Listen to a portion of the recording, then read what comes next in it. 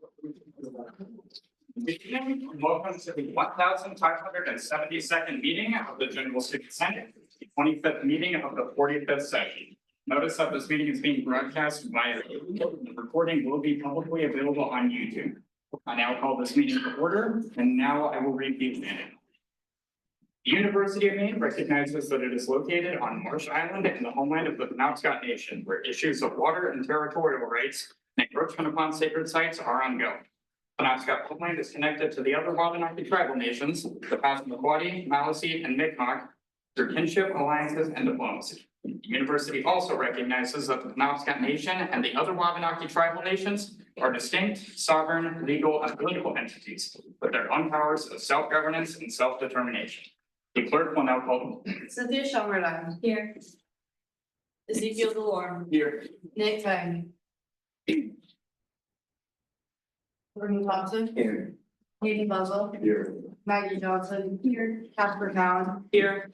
Joshua Long. Here. Leanna Miller. Here. Isabella La Madrid. Here. Kayla Kearns. Here. Matthew Weber. Here. Laura Bonan. Pastor Harvey. Here. Marcus McLean. Here. Bo Michaud. Here. Meredith Waters. Here. Darren Martone. Here. Kyle Ricker. Zachary Zelloff. Here. Ethan Crowdy. Here.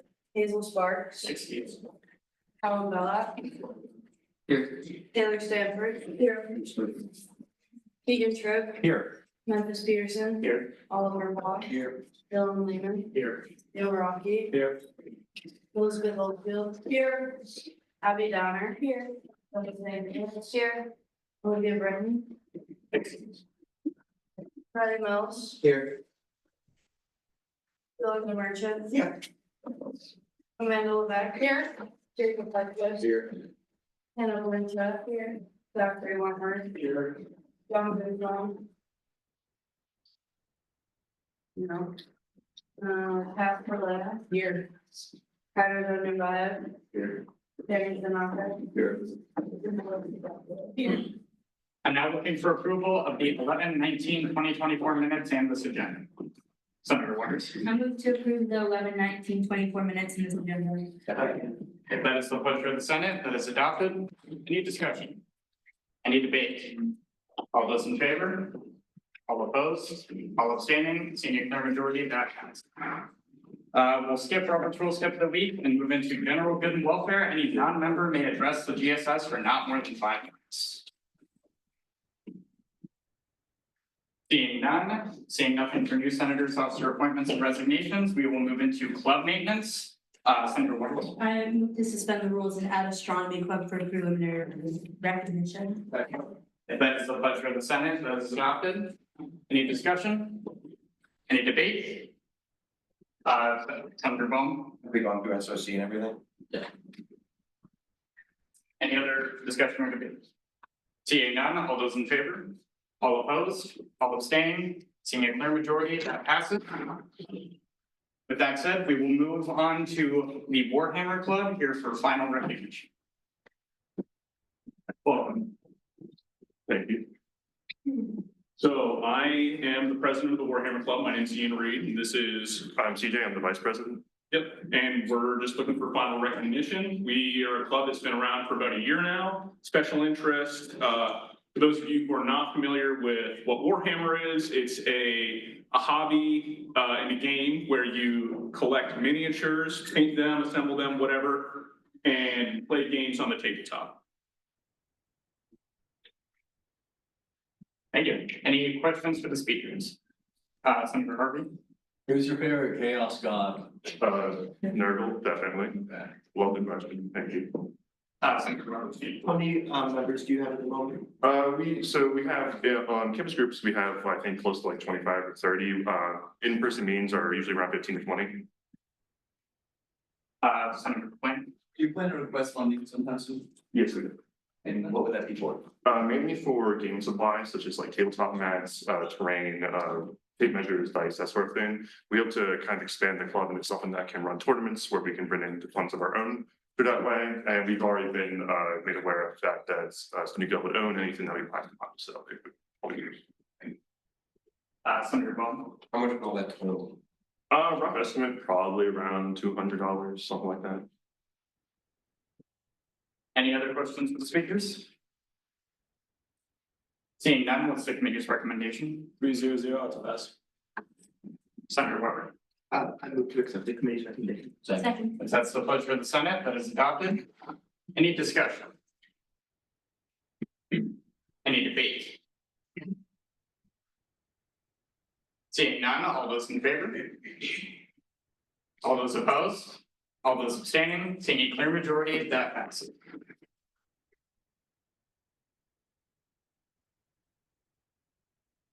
Next, I will invite the Astronomy Club for preliminary recognition.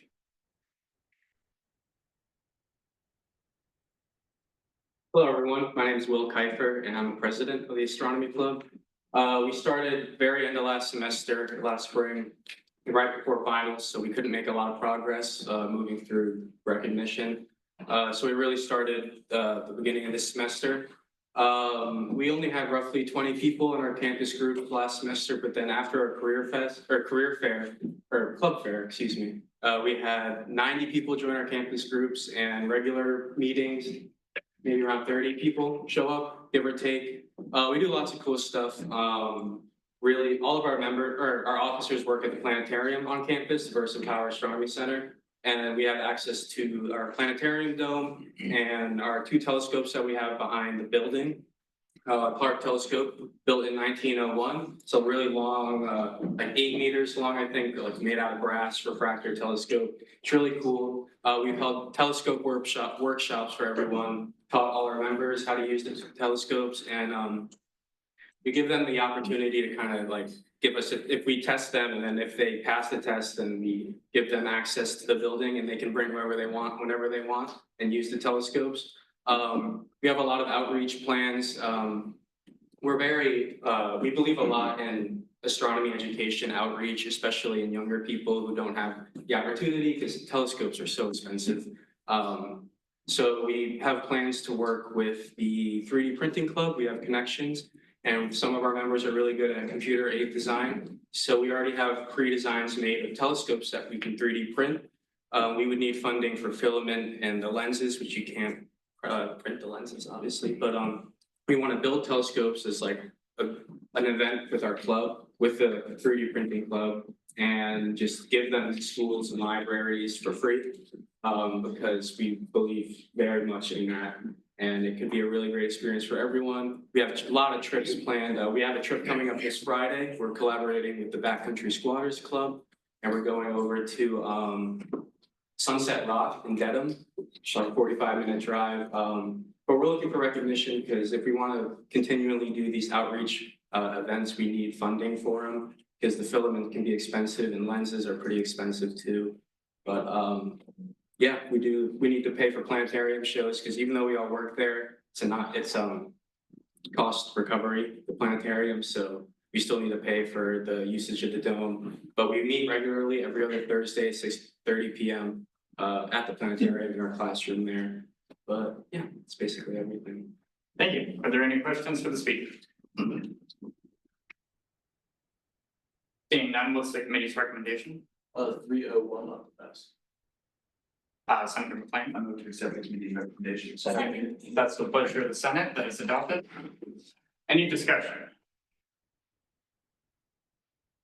Any debate? President Tripp.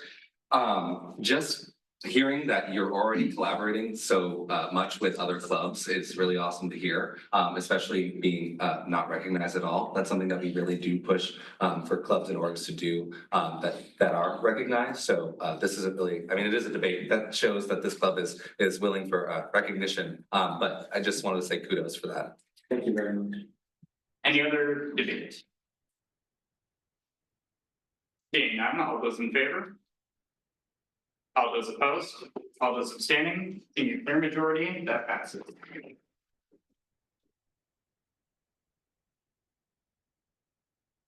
Thank you so much for coming. You're more than welcome to stay for the rest of the meeting. You're welcome to go. Kind of death week for a lot of students, so we totally understand. Seeing nothing for club presentations, we will now invite our guest speaker of the night, Dr. Jason Smith, the Assistant Vice President for Student Life.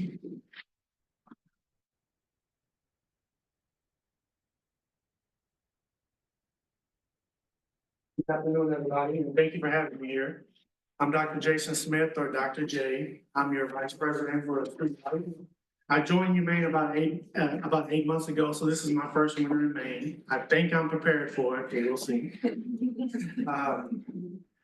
You know, at this point, there's really no turning back for me because I'm not driving back to Texas.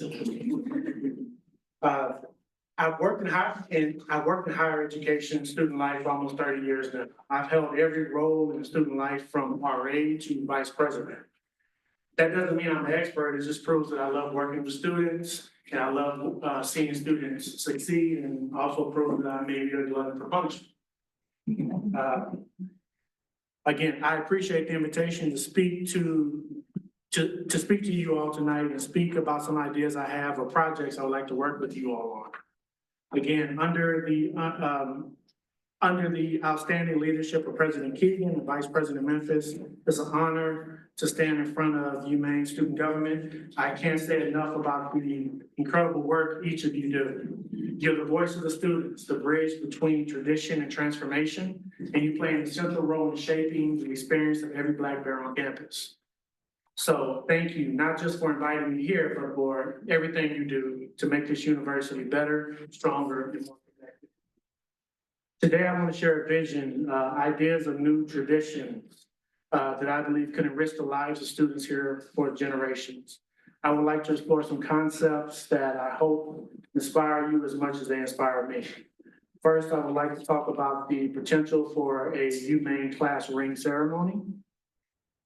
This is a way to celebrate the lifelong connections each student has to the University of Maine. Then I would also like to talk about the idea of creating a Black Bear hand sign, a simple but powerful gesture that could become a lasting symbol of pride and unity for Black bears everywhere.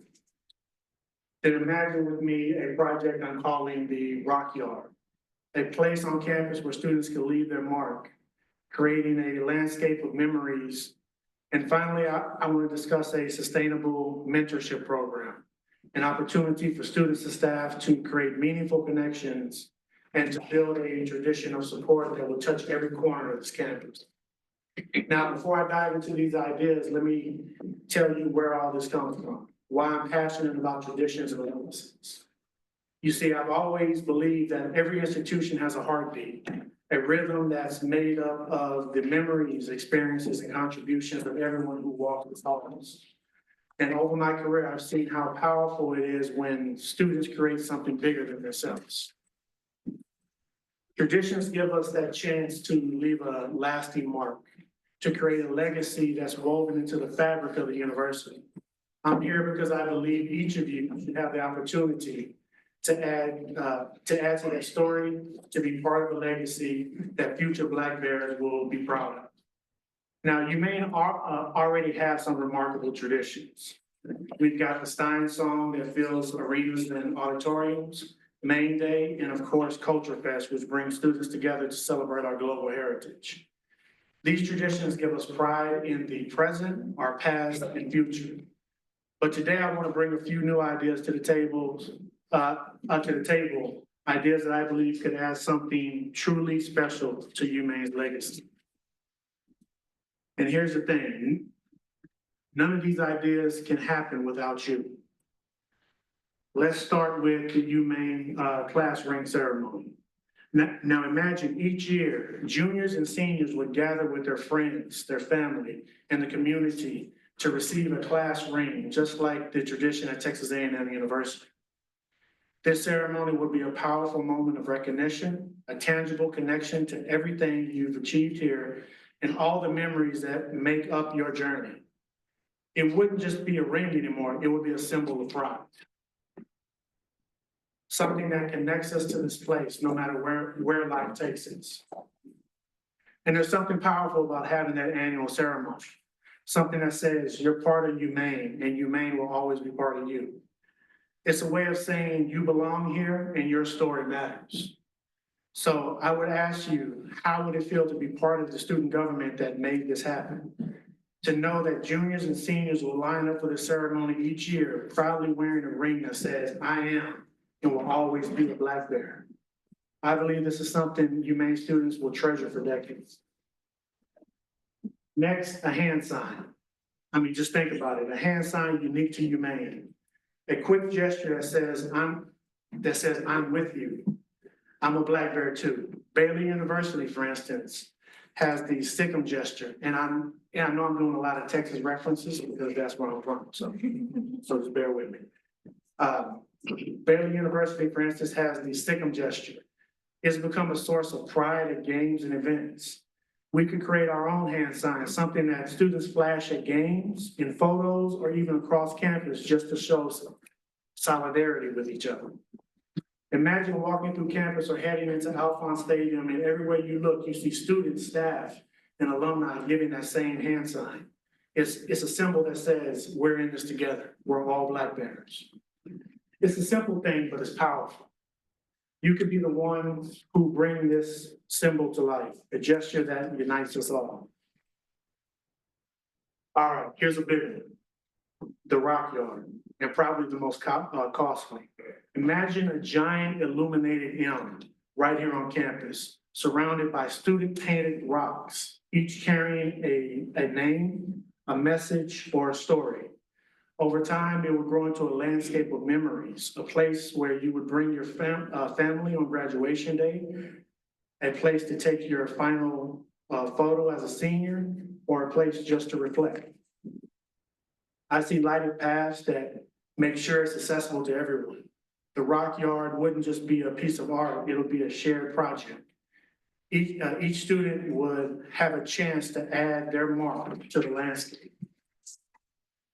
I think this could be one of the most iconic spots on campus. Imagine being able to say, we created that. We built something that will be here for generations. That's a legacy, that's impact. Finally, let's talk about a mentorship. Let's talk mentorship. One of the most powerful legacies we can leave. And I'll be honest, I wouldn't be standing here tonight without mentors. Mentors who gave me guidance and supported me when I needed it most.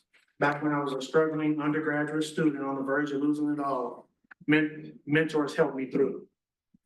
So I know firsthand how life-changing it can be to have that support. Imagine if every student at UMaine had a mentor, someone they could lean on, learn from, and maybe call up for advice years down the line. This wouldn't just be a program, it would be a new tradition of connection and belonging. You could be the student government that makes this happen. The class that ensures every Black Bear has a mentor and a network of support. Mentorship doesn't just change lives, it saves lives. And I believe that if we can make this happen, we're setting the foundation for a campus culture of kindness, caring, compassion, and connection. So in closing, you all have the power and influence to make these ideas part of UMaine's story. Yes, we already have traditions that give us pride, but you, your student government, could be the one that adds something new, something lasting, something that future Black Bears will look back on with gratitude and fondness. Together, let's make UMaine a place where everyone feels connected to the past, to each other, and to the future. Let's make UMaine a place that doesn't just make memories, but let's make history. Thank you.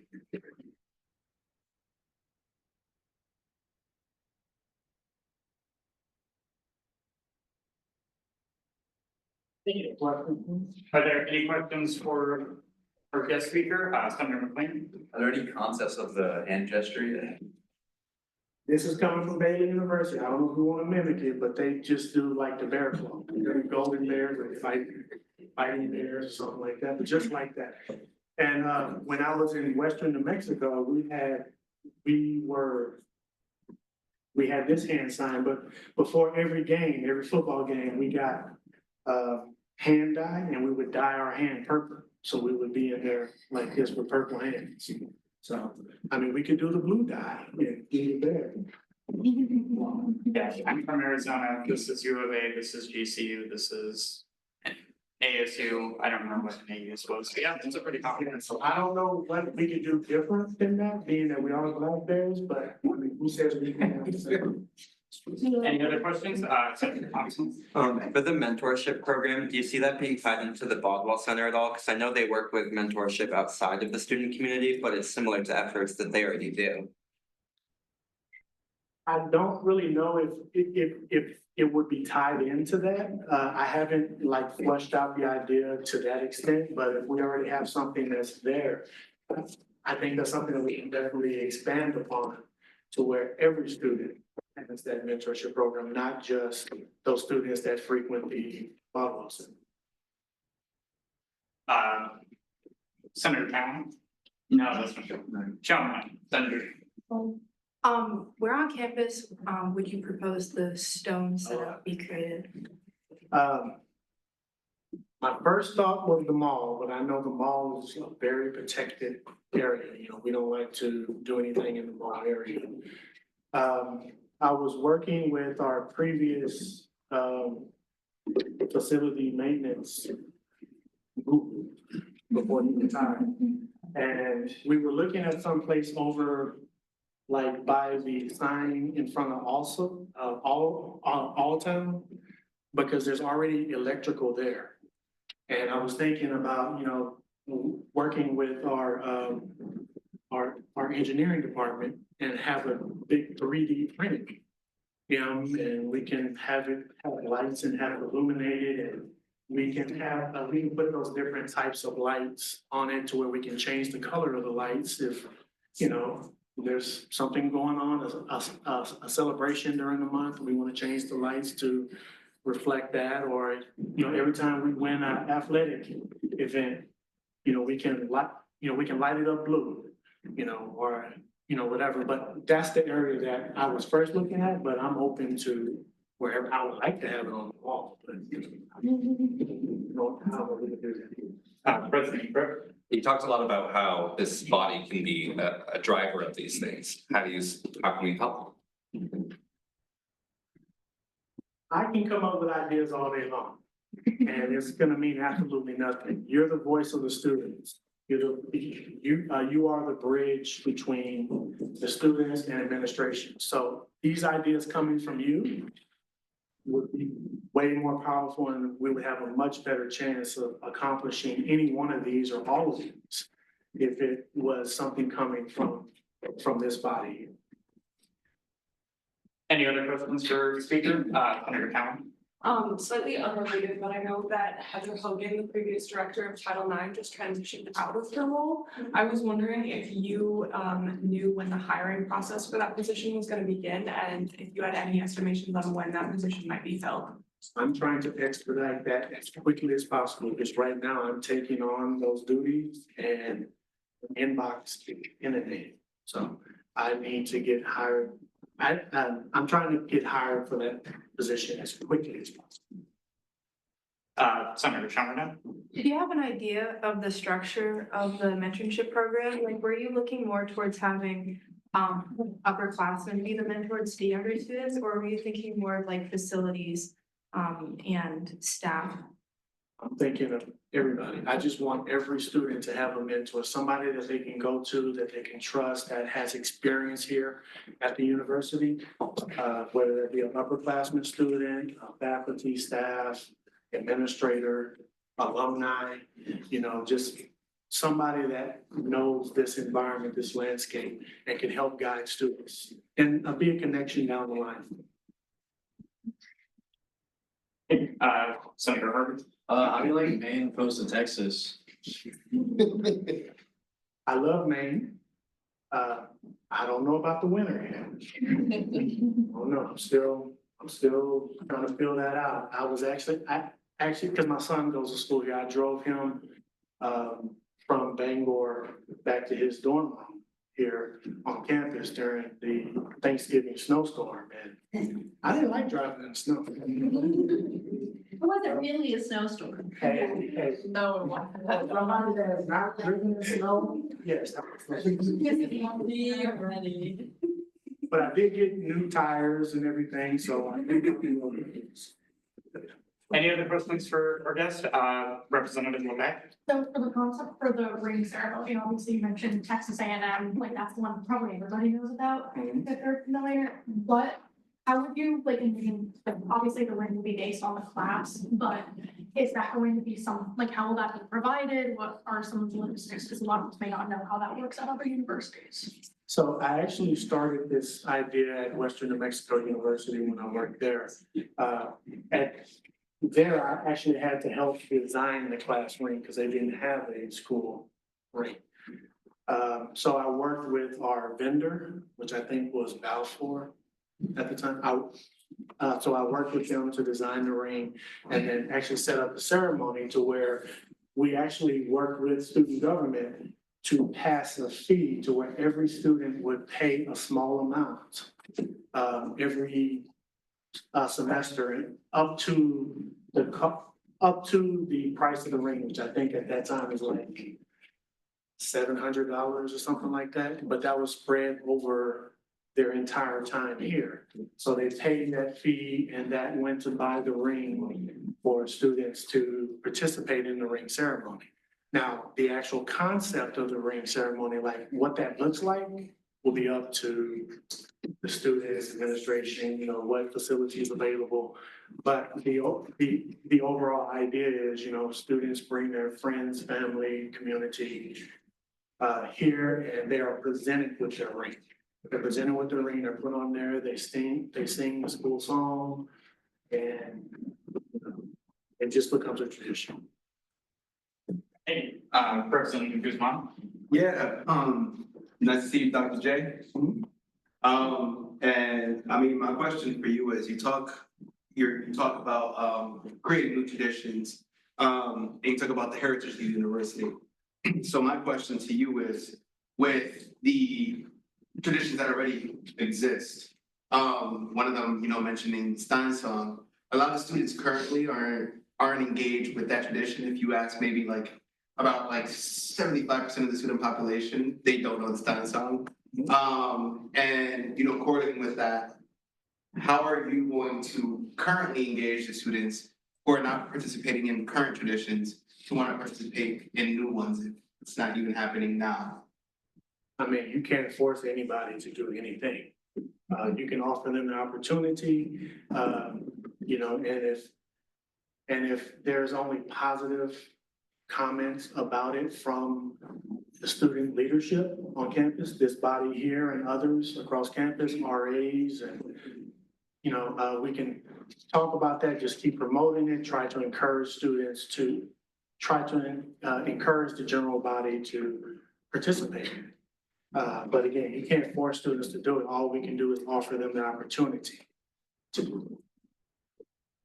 Thank you. Are there any other questions for the guest speaker? Seeing none, I'd like to thank you again for making the time.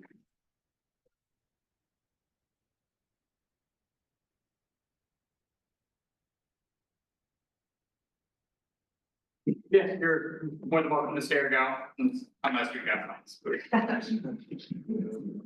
All right. With that, we will move into executive reports, starting with the president. Alrighty, guys. First of all, I hope everyone had a great and hopefully restful Thanksgiving break. I know mine wasn't, so I hope that yours was. A little bit of housekeeping. Next week, Maine campus will be doing a group photo as well as their just general photos. So just keep that in mind. It'll be for the final issue of the print paper, so we'll be going into that. So just so heads up. Old business, yes, club storage. So I am going to pass just some papers around, more so for the sake of it. These are the waivers and the list of the items. Essentially, that will be the exhaustive list of items that are not allowed in lockers. Representatives, this is for you. I have decided in the way that it's going, and in all seriousness, I have been swamped with other things that this did fall to the back burner. So the way that I've decided to move forward with this is that Vice President Rocky kindly put together a form today that he will be sending out to representatives. As I said, representatives are going to get the first dibs on these lockers. You guys have considerable storage needs. I would ask that if you have other offices to store things in, that you do not use UMSGs, but if you need a place to store, you guys are going to be kind of our guinea pigs for this process. So Vice President Rocky will be sending out a form for you to sign, and then you guys will be able to attend next SOC, very similar to recognition, for those of you who have gone through it and know it, to kind of pitch your case. It's just kind of to see and work out the kinks of the process so that we can hit the ground running next semester. I'm gonna be recording a video with DOC Downer about the lockers and whatnot, so that we have it all ready to kick off. I do apologize that I did not do this sooner, but I promise it's gonna happen. New business, I had a conversation with Cheer, and these are conversations I started last year about Cheer's kind of interesting position on this campus as not a D1 sport and not a club sport. And I talked to their captain, Jade Kim, who expressed concerns about being left out of the athletics culture and celebrations despite having pretty intense expectations by athletics to show up to games. I will be in touch with SAC again, which I know we had a quick conversation. Representative Tanaka a few weeks ago, but I will be re-looping in you into that. Next, I was asked to serve on the commencement committee. This is the group in charge of executive planning for graduation.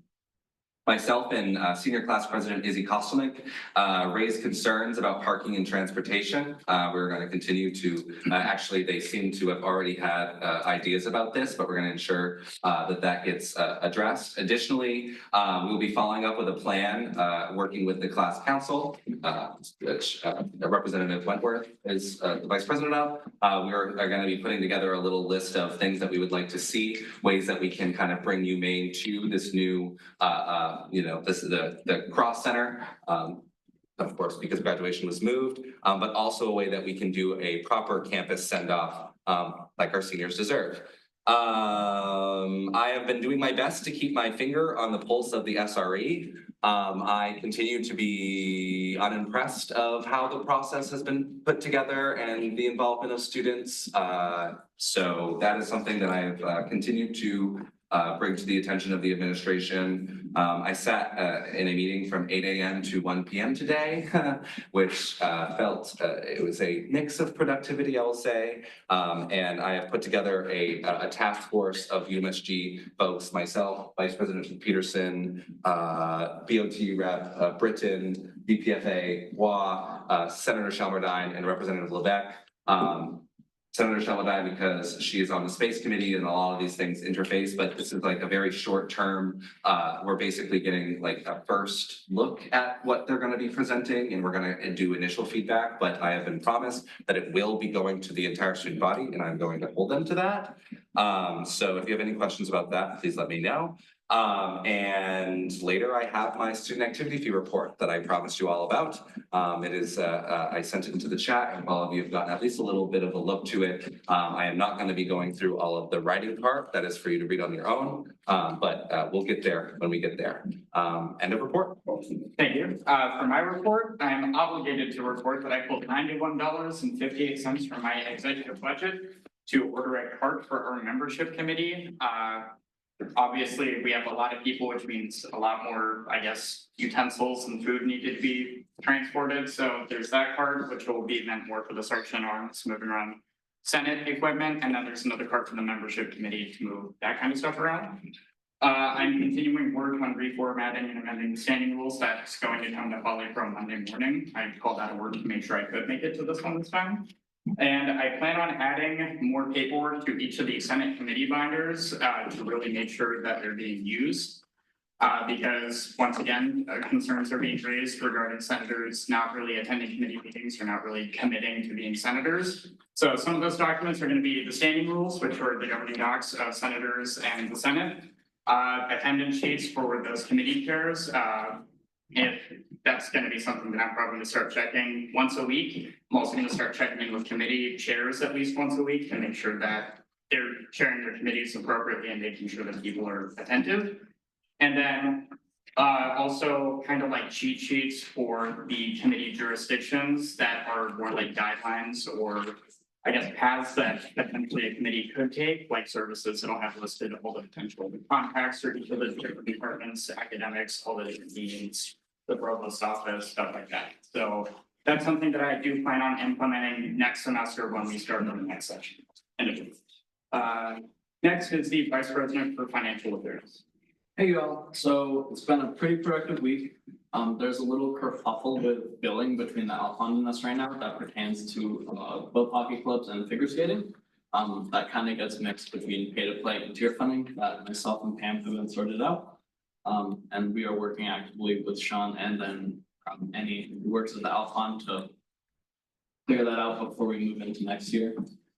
Besides that, the president's budget committee was rescheduled for next Tuesday, so I'll be able to give you some stuff on that. And then, oh yeah, working with the UMaine Foundation some more on that extra account. Which shout out to Jeff, he pulled together a huge list of all of our senators, execs from the past 20 to 30 years. So yeah, it's a really great start on that. Our starting allocated is $61,339.08. We are returning $39.15 from physical education. And then we received our third activity fee check of $10,189.16. And then we had beekeeper's office budget pass through at 200, and then you'll be hearing from Tappy later for 1,100 for hotels. Oh, and then Sean's renters' rights in the union event at 275 and over. Thank you. Next is student organization. Yeah, so heard from Warhammer at SSU last week and Strong, you guys just heard from as well, obviously. Next few weeks or next 2 weeks, actually, just gonna mainly be focusing on getting our new VPSO back up to speed on everything, finalizing some documentation and my rewriting of the student org handbook. I'm gonna try to make it to Polypro next Monday for one last SOAP revision, but just business as usual besides that. End of work. Thank you. Student entertainment. 87 movie tickets for use last week. And additionally, I met with Black Bear Cinema to discuss not running them during winter breaks. Because we felt like last week was too late of a notice to run, but it's not even run during winter breaks, so that saved us 100 to 200 tickets. Student education. Hi, everyone. I hope you enjoyed our short break. We're almost there, everyone. I'm starting to collect pictures for the Senate yearbook, so please send any activity pictures my way if you have them. I will also want headshots. Yeah, that's the word. And I will hunt down alternative pictures if you don't send me ones you like. So please send me ones you want to be included in the yearbook.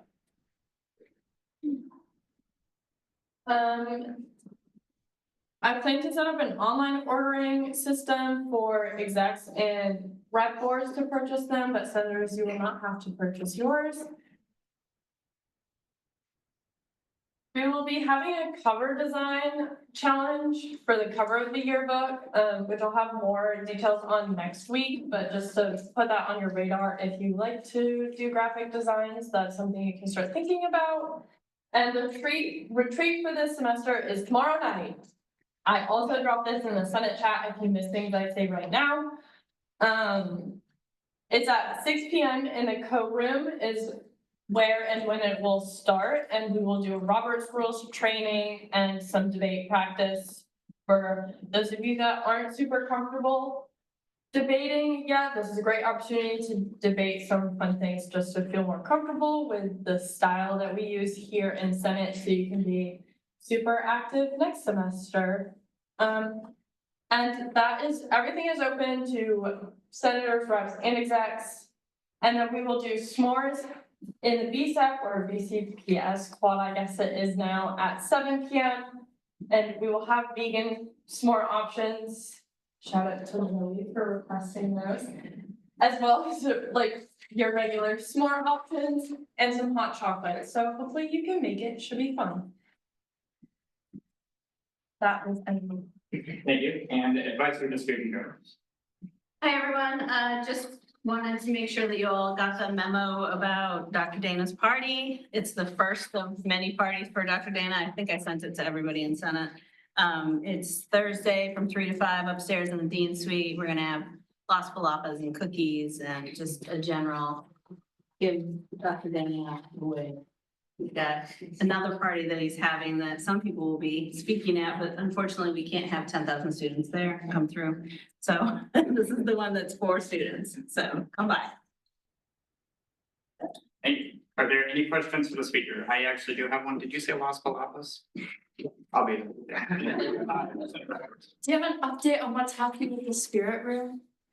So the spirit room currently is available for rentals, like to be reserved. We're gonna turn it into a pop-up shop as time goes on. So that's gonna be happening in the spirit room. And also there's gonna be a game room downstairs. We're working with the networking of that. So in case you're wondering what that room is downstairs, it used to be the main campus. That is now going to be, I think it's called the penalty box. It'll be a game room, the coin op. Senator Caplan. Related to the spirit room, where did they move all of the creepy old mascot costumes? Believe it or not, the library wanted them, so they're over there. Senator Ricker. Question back to that PPFA. All the lists that Jeff created of alumni of UMSG, is that public? I think I probably talk to Jeff and ask him about it. I'm just curious. Yeah, you can really go, it's for anyone really, do you mind if I should just want to like a list of names, so there's no like contact. Representative Merchant. Yeah, it's directed to EFA law. Has that 30,000 unallocated or like that amount that was set aside from earlier this year finally been opened up? Or are we waiting until like next semester when it's like officially available? The 30,000 is the buffer for, since all of our unallocated is an estimate. So currently 20,000 of that has been absorbed. So we have $10,000 of buffer going into next semester as of right now, approximately. We'll get there. We'll get there. Any other questions? Vice President Oldfield. This is not a question, but I guess a point of order. I also have an alumni list that President DeLorge or former President DeLorge started putting together that does have contact information that if anyone would like access to, I'm happy to share. Any other questions for the speakers? President Drew. Point of information about that too, it's something that is a continuing thing that's being built out of anybody who's ever a member of UMSG, and you put your name, your email, and your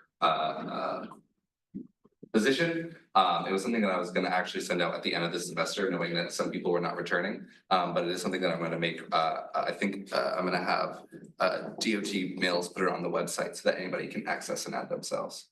Thought that would be cool. And we have some very impressive alumni, but that's neither here nor there. Any other questions from the speakers? Seeing none, we'll move into periodic reports, starting with Faculty Senate. Senator Sparks couldn't be here and nothing to report on that side, but she did ask me to announce the General Education Faculty Forum that's happening this coming Monday. The times were like 10 to 12 and then 2 to 4, I believe. I don't remember where. Yes. I sent you all, it's the one that I sent you all an email about. Yeah. Yeah. Yeah, second. As student leaders, keep that in mind. End of report, Board of Trustees, Rob, you have a report, please? I don't. Okay, FEPC Chair. Hi, everyone. I hope everyone had a restful and relaxing break. This past week or so, I've just been finishing the executive election timeline.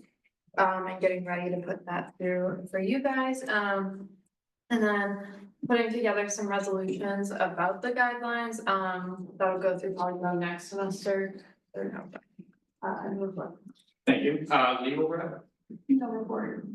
representative to graduate students. Okay. Evening, everyone. So as I've been stating for the last, I think, month, the no confidence order that was, excuse me. The no confidence order that was taking place was finally held on November 22nd, with regard to Dean Cody Raman, who serves as Dean for grad school and the executive committee of the grad board. And just for a refresher as to why there's a no confidence order that was placed. Allegedly, he had attended less than 10 meetings, like less than 10% of the meetings. Expressed a desire for reallocating funding from master's programs to PhD programs. Canceling numerous subscriptions to journal articles. the alleged threats, I think threats as it was phrased of PhD students getting their funding cut after the 5th year. Low stipends and minimal efforts to raise them based on the cost of living for like grad students for TA positions. TA positions being cut and other issues that were brought up in relation to those previous points.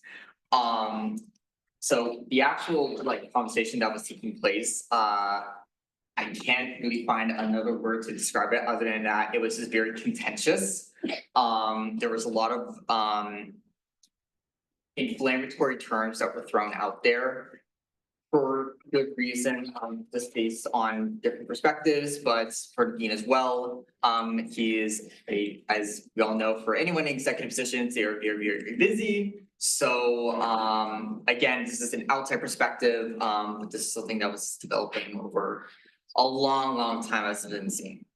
And despite the fact that it was, again, this is a non-binding thing, this isn't ousting him from office, it was still very much a big deal. And just to summarize it, just basically for the entire conversation that was taking place, grad students were feeling that they were not being adequately represented and listened to by the different leadership, and it was like, this is like essentially a culmination of that. With that coming to an end, the no confidence order passed overwhelmingly in favor of it, with 71.4% in favor, 19% against, and 9.5% abstaining. As to what happens next, I don't know, but I will be giving you updates when it comes to it. End of report. Orono Town Council. No report. Fulton Town City Council. No report. Military and Veteran Affairs. No report. Director of Communications. Alright, hello, everybody. So this week I plan to reach out to more clubs about club spotlights, and I also am gonna plan some fun videos for the end of the semester. I'm also gonna get back to posting the Meet the Senator Monday every week, and if everyone that would like to be involved could please upload to the folder I sent to the group chat, that would be awesome, and I'm really sorry for all the mishap with that again. As for fun videos that I want to do towards the end of the semester, I'd like to, as I mentioned, make a video for the holidays where I go around and ask people what they're looking for Christmas or some other related holiday theme. And if anyone has any ideas, please let me know because I want to be inclusive of everybody. And I am also planning on doing a video of student anecdotes for Dean Dana's retirement for the end of this semester. And also I would love to get a picture of everybody at the end of this meeting, if that's okay. And that's the end of my. Thank you. Director of Technology. Alrighty, howdy y'all. So what I've been up to is I recreated the rep board and community association pages. They're nothing pretty or fancy, so don't worry about looking at it. Not that anyone has got it right now, but they're nothing pretty or fancy. They were just quickly done so we could remove the remaining UMSG web pages that use the old UMaine content blocks editor due to that being shut down in June of next year. Worked with DOC Downer to get the UMSG link tree for the Insta, communicated with Squad Locker, which is what we used for our merch store last year to regain control. Because it never got that passed on, so that was rough, but I got that back. Set up a computer, dismantled the desk, general organization, and much more that isn't very interesting. Also, shout out to Senator Waters for coming to me with some website ideas earlier today. I appreciate it, and I have a lot of fun ideas now to work on in the future. End of report. Thank you. Security Representative. Earlier tonight, I had a meeting with UBAC where I spoke to Aiden Koplowski, who is the chair for UBAC. Their grant request for a new emergency vehicle was denied, and so I'll be working with him in the future to get a request for that. And I talked to him about finding a meeting with UVAC, UMPD, and Student Life, and they were open to having that meeting, plus a meeting with their department and in general to discuss what they need in their necessities for the semester. End of report. Thank you. Cougar. No report. Are there any questions for the speakers? Seeing none, we'll move into reports of standing committees, starting with marketing and public relations. No report. Membership. We have some food for Wells Dining today. There's more mac and cheese. I just have to put it out. So at recess, feel free to grab it. I don't want to have any leftover because I don't want to have to take it home and put it in my fridge. So, there's plenty of sweets and treats there. There's salad dressing left, but there's not much salad. Hope you guys enjoyed it tonight. I'm gonna try to figure something out for next week. This was kind of last minute, but Pam helped me out, so she pushed up. Thanks, Pam. Thank you. Policy and procedure, No report. political activism, No report. services, No report. academic commitments. No report. Are there any questions for the speakers? I do have a question, for political activism. Are we doing executive evaluations this evening? What did I say? Political activism. I'm so sorry. What did I say? We so are. Awesome. I hope everyone saw my message to have a piece of technology. And if you didn't, run. Go get some, bring it back, and then do the exec evals. Thank you. Any other questions for the speakers? Representative Merchant? I'm just gonna add on to that, is it like acceptable if like someone is not able to like run to get their laptop for whatever reason that they use another person's technology? I don't care. I'm offering my laptop essentially to anyone who did not bring something, because I'm like, Raise your hand if you did not bring something.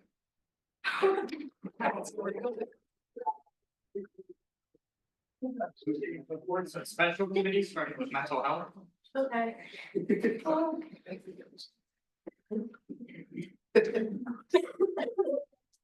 Hi, everyone. I hope everyone was able to rest and take care of themselves over Thanksgiving break. I met with Sergeant Dover and other members of the Comfort Canine Planning Committee the week of Thanksgiving break, so it started, I believe it was Tuesday. We're beginning to discuss ways to raise money for the additions to the patrol vehicles that are going to be needed to install, as well as supplies for the dogs themselves, as they can be living with the two handlers they have.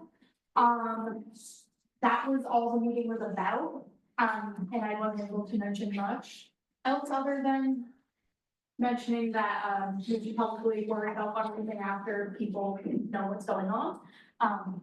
But I plan to meet with Sergeant Dover separately, where we'll discuss the visibility for the project and ways to navigate student involvement. I'm hoping to get your PD's comfort dog major back, which is something that he mentioned when they first started running the trial as an idea. So they're hoping to get him back on campus for another visit, to get more exposure, which I'm hoping to talk to him more in depth when the time comes. I'm also hoping to have Sergeant Dover attend the last mental health committee meeting next week as well. So if anybody would like to be there for that, you don't just have to be in the committee to be there, because I would love anybody's opinions. It's hopefully gonna be next Monday. If not, we'll change it up. But that is the end of the report. Thank you. Student symposium committee, No report. food and dining affairs. Does anybody have that report? I have the report. They've improved vegetarian food at York, according to a student who eats at York frequently. They had seasoned cooked tofu steaks, a Korean tofu bowl, vegetable pot pie. They had some of these things before we switched to Sodexo, so it's good to see them coming back more regularly. End of report. Thank you. Are there any questions for the speakers? Seeing none, we'll move into representative board reports, starting with Cams. hey everyone, I just have one little thing. We'll be doing okay. We're not working today. We are doing something with Harvest Moon Deli next week, but I have lost a day, like the exact day on that, and we'll send that out on the group chat. But it's just mainly just like a chill de-stressor moment, just so that people can just eat something and just have a space so they can just detox and get ready for finals. So yeah, and a report. Honors. Can I point of privilege? If for all of you guys, rep boards down into community associations, if at the end of your reports, you could just say you are interested in storage or not interested in storage, it would just be starting with you, yeah. Okay, I was about to say, before it gets. Are you interested in storage? No, I was gonna say there is a little information just before that. So, the Constitution thing, just due to time constraints, we're just gonna be pushing that off just because of the fact that like there's not enough manpower and there's also not enough time. So we'll be having the new Constitution by the next semester. So SOC will be notified at least at the construction stage of it, so there's an idea of it, and then that can be passed along into next semester. And then by then, the actual full constitution will be made, and that will be the whole process about that. I just wanted to update about that. And yes, please, we need a locker. We have a lot of stuff. I have to get on my knees and beg, I will. Let's call our student activities board. No report, and yes, we'd like a long please. IFC, Yeah, so tomorrow we're gonna be having our presidential election, to determine the new, president, IFC representative, for student government. We're also gonna be announcing the rest of our executive board tomorrow at meeting. And we also have the Greek Gala next Monday at, 6 o'clock. And we are not interested in storage, but thank you. Okay. Canha, We have onboarding for our incoming exec board tomorrow at 7 p.m. And then the new rep for next semester is Lauren Depot. She's the president for Tanhill. And then, no, we don't need storage. Thank you. thank you. Senior class council, So the Wednesday before the holiday break, the senior class council hosted a senior night at OHA. Thanks to everyone who came out to support the class. The fundraiser was a major success. A few class council members helped decorate the Buchanan Alumni House for the upcoming holiday season. We continue to plan some various fundraisers and events for the end of the semester. And at much request, only 159 days until the class of 2025. There we go. Yeah. How many? 159. Well, and we would like storage. Okay, great. thank you. Student athletic advisory council, So some game results, hockey beat RPI, men's basketball beat Elon and Navy, lost to Pando. Women's basketball lost to BU and Quinnipiac beat Stonehill, and swim and dive placed fourth. You're all right anyway. Some SAC specific news. So SAC will be doing some 50-50 raffles at hockey this weekend. SAC had Food Frenzy, huge success, very huge. There will be a volunteer event this weekend at the Bangor Humane Society, and we recently had a SAC yoga session. For the upcoming games, hockey has a series against Stonehill at Orono this weekend. Come on, you gotta be there, man, come on. Women's ice hockey has games against UConn and BU also at Orono this weekend. Swim and dive has an invitation at Colby this weekend. Track and field opens their season with an invite at BU. Men's basketball has a home game today, actually, against UMaine Augusta. Away game this weekend against Fordham. And women's basketball has away games against Purdue and St. Joseph's this weekend. And report. thank you. No storage? Yeah. I don't know. I'll let you know though. Are there any questions for the speakers? Seeing none, we'll move into community association reports, starting with Shaq. Hello, everyone. Jack did not have a meeting last week due to the break, nor did we have a meeting today due to no real new business transpiring. However, we'll be having our last meeting of the semester next week to debrief and make plans. Moving into the next semester with events we have facilitated already or have started discussions with in terms of the MBS DEIA committee event, and the Maine Succulents event that we plan to collaborate with the owner of Maine Succulents for, and many more things to come. Touching on the weekly into Thanksgiving break, specifically the day of the 21st. That was Friends and Family Feast, which was a huge event. We had about $6,000 worth of food and drinks spread on the North Pod, meeting the accommodation of various dietary needs, and feeding, once again, 400+ students and faculty from volunteers to casual attendees. If you were to ask me, I think the event actually brought more people this year than it did last year. And it was a true testament to student empowerment, an event previously run by students becoming a departmental dependent event, run by Student Life and ODI, and now returning back to the student stage, being run by students, and then becoming even better than it was last year. So it leaves me hopeful for what Shaq can do and what the subsequent president after me is able to accomplish with now this stabilized foundation. Still working on the tweaks, but additionally, the Wednesday before, so the 20th, I was in the student government offices looking through the old Shaq documents that were in storage with Matt Rivet, an archive specialist with UMaine Special Collections, to see if we could document some of those if we can archive some of those documents that were there. For context, there were no previously cataloged documents of SHAC's existence in special collections period. So they had no information on like all the multicultural organizations or what they were before, what SHAC was before, when SHAC was founded. So all that information was accessible with those documents in the student gov offices.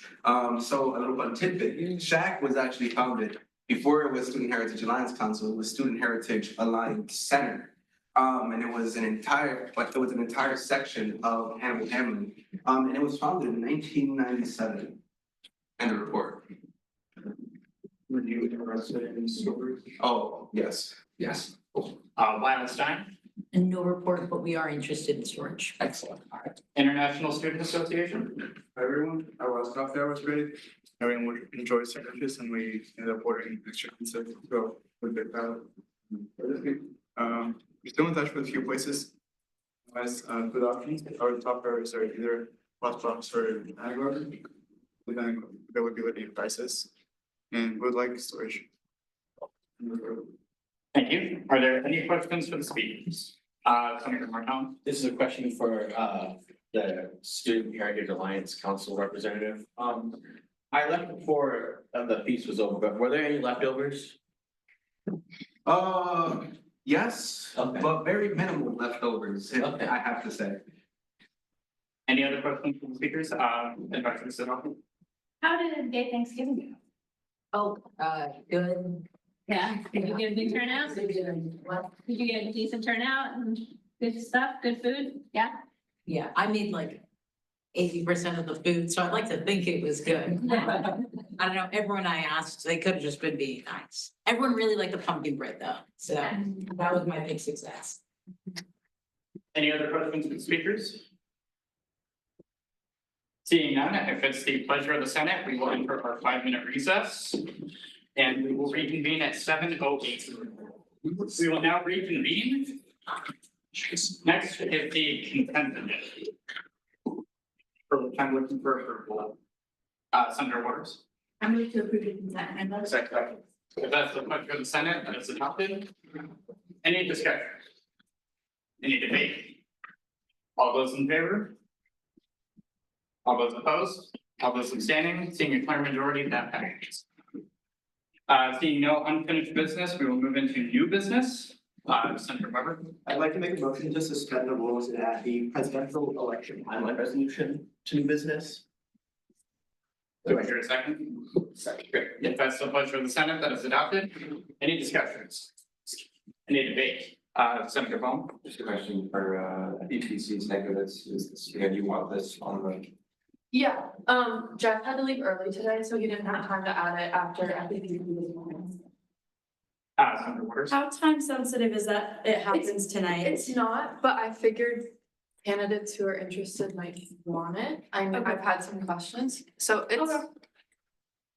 it's your discretion. Okay. Yeah. Any other discussion or debate? Senator Waters. Estimated time it might take. If there's no problems, it should be pretty. It's like the senator election one, but less problems, probably. Any other discussion or debate? Seeing none, all those in favor of suspending the rules to add it, all those opposed, all those abstaining, seeing a clear majority, that passes. That will be added to the end of new business. Can we pretend that everybody wanted that to go before my report? Cool, awesome. All right, so that'll be line. We will now move into 45S EBC 144 and act to allocate funds to CAP for 1,100. Welcome. Hello, everybody. My name is Jacob Levesque. I am the president for UMane's chapter of TAPI. TAPI stands for Technical Association of the Pulp and Paper Industry. We hold we hold weekly meetings for people involved in the MCECs like chemical engineering, mechanical engineering, all that, as well as people in forestry. We are looking for funds for our annual student summit trip, which is happening it's every year in January on MLK weekend, and this year it's going to be in St. Petersburg, Florida. This student summit is for the purpose of career workshops and networking for students, as well as technical development workshops for people that are interested in the pulp and paper industry or looking to learn more about it. This industry holds a lot of good career opportunities for engineers. I'm a chemical engineer, and that's what I did my co-op in and then all my internships in. So for a lot of these students, this could be where they land full-time jobs or really learn more about what their potential career fields could look like. So we're looking for funding to make that possible. Thank you. Are there any questions for the speaker? Senator DeLorme? How many students would be going on this trip? We have 11 students. Undergrad students? Yes, all of them. Any other questions for the speaker? Senator Klein? What have been your efforts for fundraising? So we've requested fundraising from, so there's a section of TAPI called Northeast TAPI PIVA. We requested funding from them directly. We've also requested funding from the Chemical Engineering Department. We've secured $2,000 from them. From the Pulp and Paper Foundation here on campus, another $2,000 from them. And then the Maine College of Engineering, we are in the process of getting $1,000 from. Any other questions for the speaker? Seeing none, what's the committee's recommendation? 410 up to pass as amended.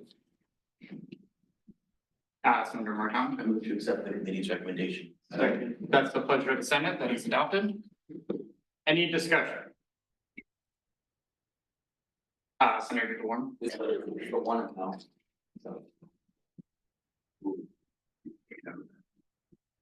Senator Waters. Me.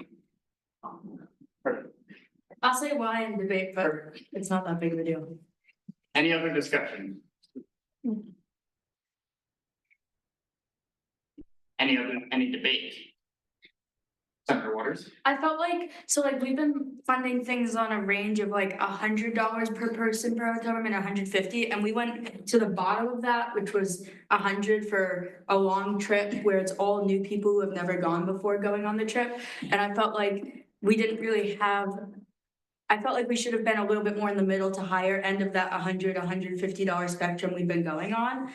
So I wouldn't have funded the full 2,000 that they asked for from us, but I probably would have wanted to see a little bit more than 1,100. Any other debate? Senator Shopper. I have a question for the speaker.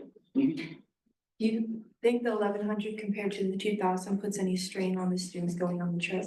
So potentially, at the moment, we put an extra $1,000 of like leeway, so we would probably end up being fine, but depending on whether or not MCEC agrees to fund us could be troubling, if we don't get the full 2,000, but that would be the only concern I have. President Tripp. You haven't secured the full 2,000? What is that? Where is that? The 2,000 from MCEC. Oh, I was doing 1,000 from MCEC, and I haven't secured that quite yet. We're having discussions right now. I understand. My bad. Advisor Sadoko. How much out of pocket is this gonna cost per person? So with everything planned the way it is, nothing. And for us, there's a lot of students that are like not super financially available to go on a trip like this because it can be pretty expensive. So our goal was to have no out of pocket costs for our students going. Was there any fundraising that was done that wasn't just the departments for money? Yeah, so we've, my club, we got a bunch of engineering pine classes and we've been tabling them recently. Trying to make some funds in that. We also collaborated with AICAG to do a bake sale, which helped for our funding as well. So a couple of events like that. We're planning on tabling again this Thursday in Berlin. President Tripp. So what would be the cost breakdown currently? Say you get the MCC and it's only passed as a $1,100 resolution, it would be something. I believe everything would be fine because, right. So, yeah, because we put in like an extra $1,000 for like what I call like a flex fee, just in case something went wrong. I was particularly put that there in case flights ended up being really expensive, but everything ended up working out pretty smoothly with that. So nothing in particular went wrong. Cool, thank you. Any other debate? I do just have a question for the speaker. You said this event was during MLK weekend? Yeah, so it'll be the weekend right before the spring semester starts. I believe. Right. Yeah, I think it's the 17th. Yeah, it's the 17th of January through the 20th. Any other debate? Seeing none, all those in favor? All those opposed? All those abstaining? Seeing a clear majority, that passes.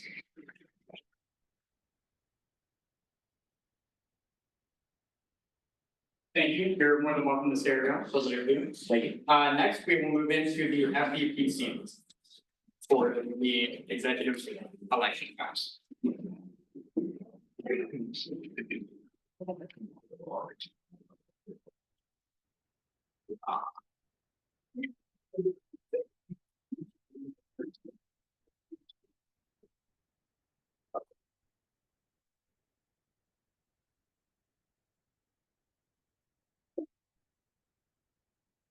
So while Riley's pulling that up real quick, I just, as a little bit of an intro, they start kind of right as we get back into the spring semester. That's why I'm kind of here right now. I wanted to bring it. I didn't want to wait another week. Because I know people who are thinking about running for an executive position may be a little bit anxious to hear about when the dates are, which totally understandable. So this is gonna look just like those senator election ones did about a month ago. So all this is a list of the dates that you guys are voting on to approve for the executive elections. For those who don't know, the executive elections are president and vice president only. And so this is gonna look, it may be the exact same document, just reworded. So this is gonna look very similar. So February 7th would be the nomination packet deadline. That's 2 weeks after we get back from school. 1 week. It's the second week. Yes, it's the second Friday after we're back from school. So it's like a week and a half of classes. It's a longer period. In FEPC, we decided to stretch it out a little bit because executive elections have to have 200 signatures. And that can be a lot to do in 4 days. So we decided to stretch that out a little bit. That led campaigning to occur between February 10th, which is that following Monday, until February 28th, which is the end of the month. That's a Friday. And then that would look like how we discussed it, posters, Instagram, however they see it. And then voting is a week-long process for executive elections. That's gonna be in your inbox, in your email inbox, or it's going to be in person in the Wade Center. And that's March 3rd to March 7th. That's 2 weeks before spring break happens. Spring break is on the 17th. The elections have to be completed before spring break happens. We passed a resolution making sure that was in the guidelines last year. And so this allows a week to certify the elections, run a runoff election if it needs to happen, and also let the candidates know the results, so that they can hopefully relax over spring break. Because in the past, they have not known over spring break, and I could never. And so this allows that to happen. Thank you. Are there any questions for the speakers? Senator Ricker? Okay, so just a clarifying question, I guess. The way it's worked right now is that campaigning does not go after February 28th. Is that intentional that the voting week will not have campaigning associated with it, or is it just the? So that's just a weekend. February 28th is the last day of February. So it's just that Saturday, Sunday that they're not really supposed to be campaigning. If it's an Instagram, that's gonna stay up. But actually, it's in the guidelines that posters are supposed to be taken down around the time when voting occurs. Campaigning is not supposed to happen during the voting period. You can advocate for people to vote, but you're really not supposed to say, vote for me. It's written in the guidelines that it's not. That was changed. It was? We campaigned during election week. Yes, yeah, that was changed last year. Yeah, so. I don't think that we have to change anything about it, but let it be known that the voting week would be a campaign week. Yes. Any other, oh, I'm sorry. Any other questions for the speaker? Seeing none, what's the committee's recommendation? 20055. Senator Martin. I move to accept the committee's recommendations. If that's the pleasure of the Senate, that is adopted. Any discussion? Any debate? Senator Martin. Sorry, this is more of a question, but I just thought about it. Do you have a date set out for a debate? I do, I have like. In my notebook, I have the 17th, I think that's of February. I didn't write down a month, but I would assume it's February. We've been talking about doing some more events, hopefully with the candidates, to try and spread awareness of the elections. And so none of that is to be approved by the Senate, but it would definitely be through the Senate and obviously FEDC. I also didn't put it on here, but I have the inauguration being in the 3rd or the 4th week of April. Senator Ricker. When are the nomination packets released? I'll have them available when we get back. So I think it's the 21st that our classes start. They're only supposed to be available for a week according to the guidelines, but I don't really see the need in enforcing 3 extra days of not allowing them to have the nomination packets. Senator Martin. Last year, we only had one in-person person come to vote, and that was Senator Buzzell. Do you have any like ideas for how to get people to do in-person voting? Yeah, we've been talking about it in FEPC and we've had some great ideas. One, we want to make like a how to vote video on the Instagram, like where to find the ballot box, where to find the Wade Center, how to get information on who you want to vote for. And then we start talking about it today, so it's very in the works, but maybe doing like UMaine specific I voted stickers if you come and vote in person. Because I go in person for a UMaine I voted sticker. And so. Any other debate? I do have a point of information. I did just read through the FEPC guidelines real quick, and it doesn't say that you can't campaign during. It used to, so you might be looking at an old FEPC guideline. Did you read that in the guidelines? Yeah. We need to give you a new guideline. It does say that there is no campaigning or soliciting within 12 hours of in-person voting stations. It's also campus policy, not student government policy, that you can't campaign in dining halls or the Bears Den. Yeah. Any other things? Oh, that was the other thing. People who campaigned are responsible for tearing down all of their solicitations throughout campus, or they can actually be on the board. Any other thing? Seeing none, all those in favor? All those opposed? All those abstaining? Seeing a clear majority, that passes.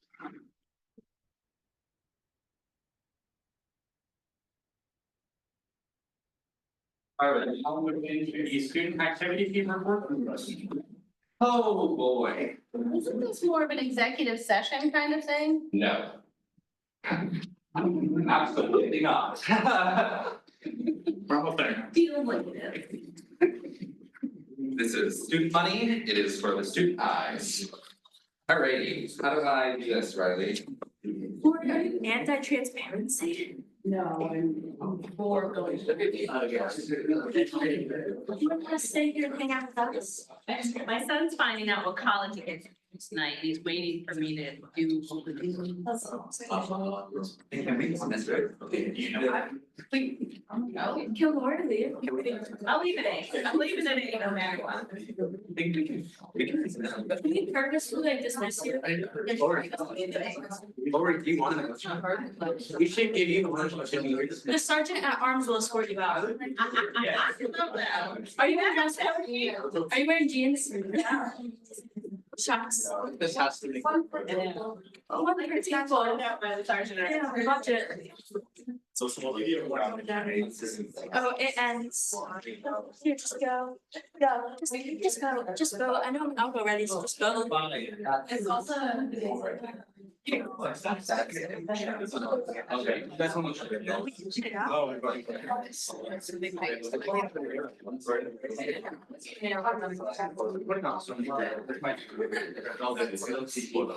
And I don't get paid for, as a matter of fact, I don't know how to.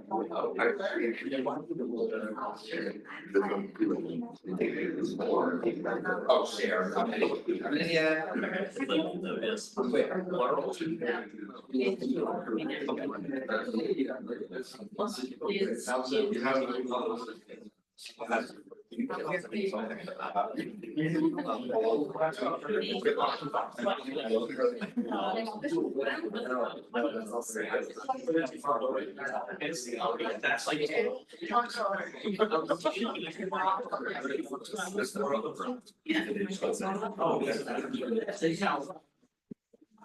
That worked.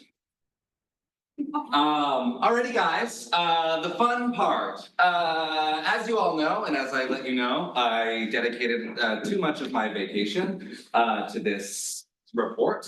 I put it into the chat, so all of you should be able to get access to it. I also handed out physical copies. They were printed immediately before Vice President Lehman pointed out I had numbers wrong.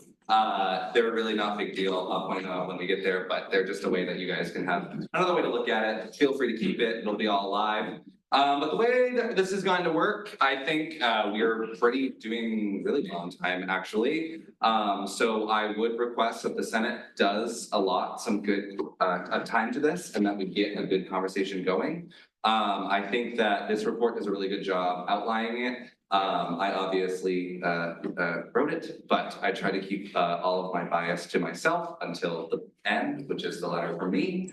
But we'll get there when we get there. So let's start with essentially, I'm gonna pretend that you all read the background. We're gonna look at a preamble of the UMSG Constitution real quick. I'm gonna read it just for the sake of I think it's very rare that we even quote the Constitution.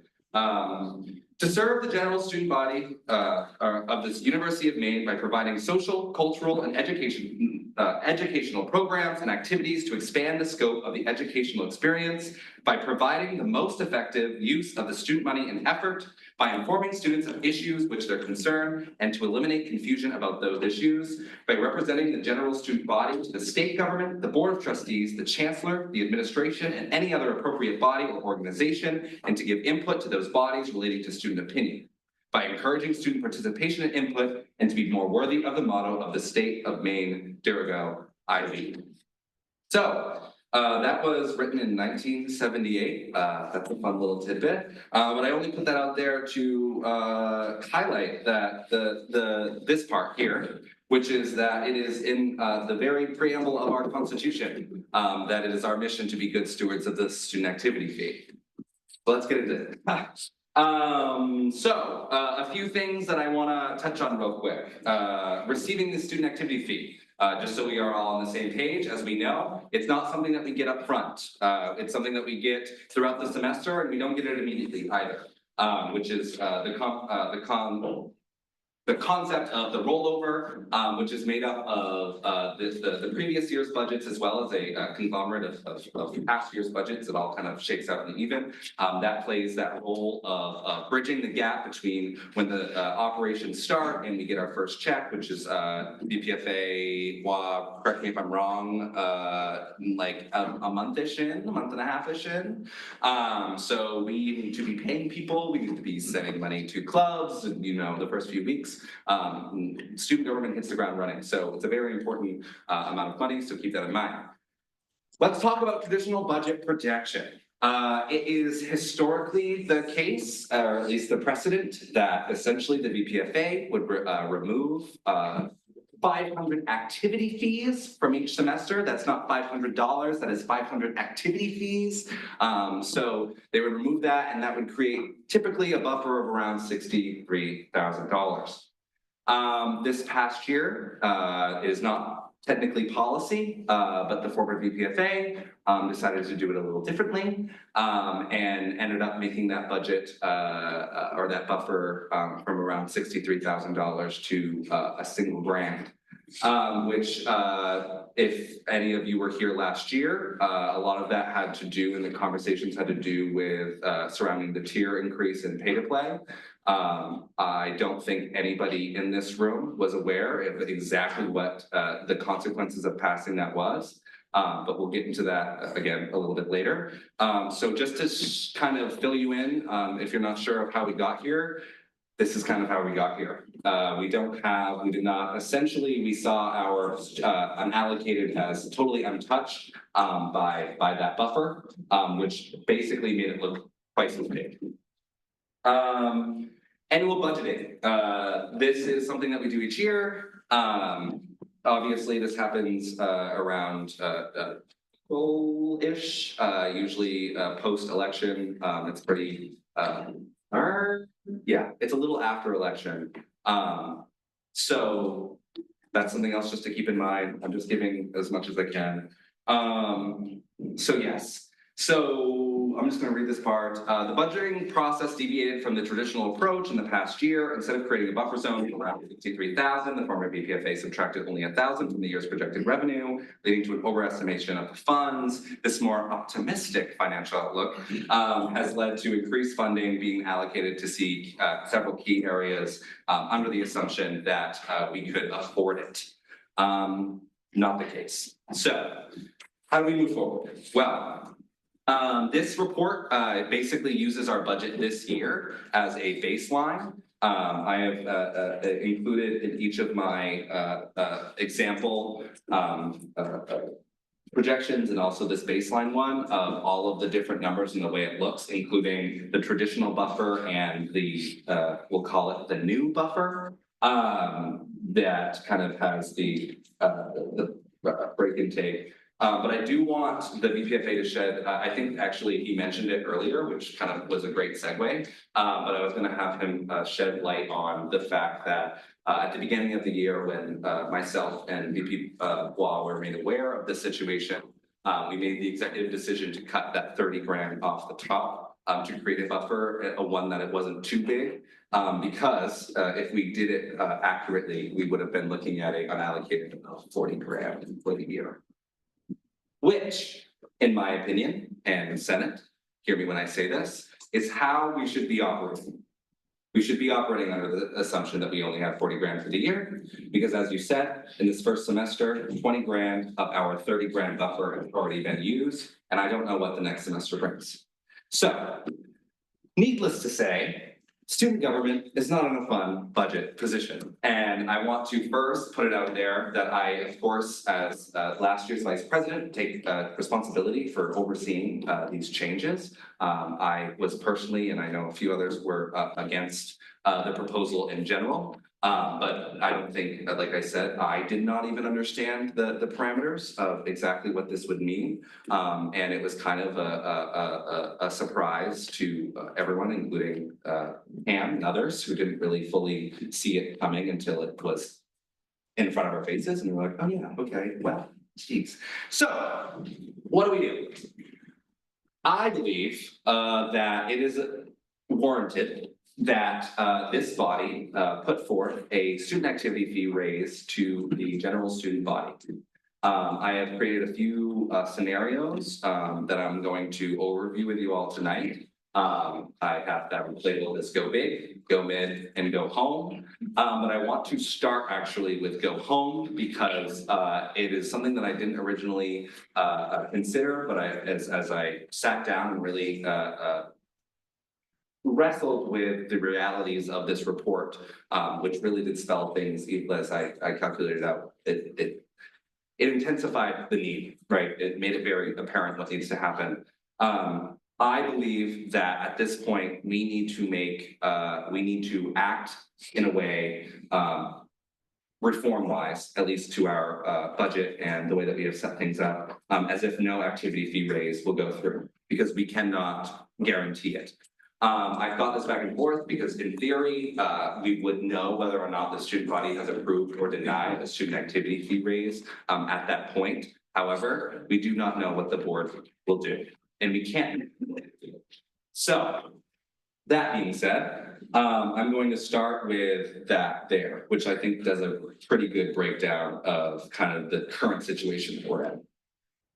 By making strategic reductions, UMSG could free up more money for the unallocated budget without raising the activity fee.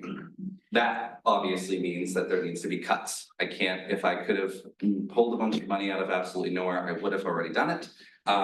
It's just the reality that we're in. So, if you look at this graph here, it's not a fun one. Currently, between the tiered monies as well as pay to play, sports clubs receive roughly 40% of the entire University of Maine student government budget. That is, I mean, I don't have to spell that out for you, but I just want to throw some figures in there. That means around 25 sport clubs of course, it's not even every sport club, it is only those in tiers 1, 2, and 3, which breaks down to about 25.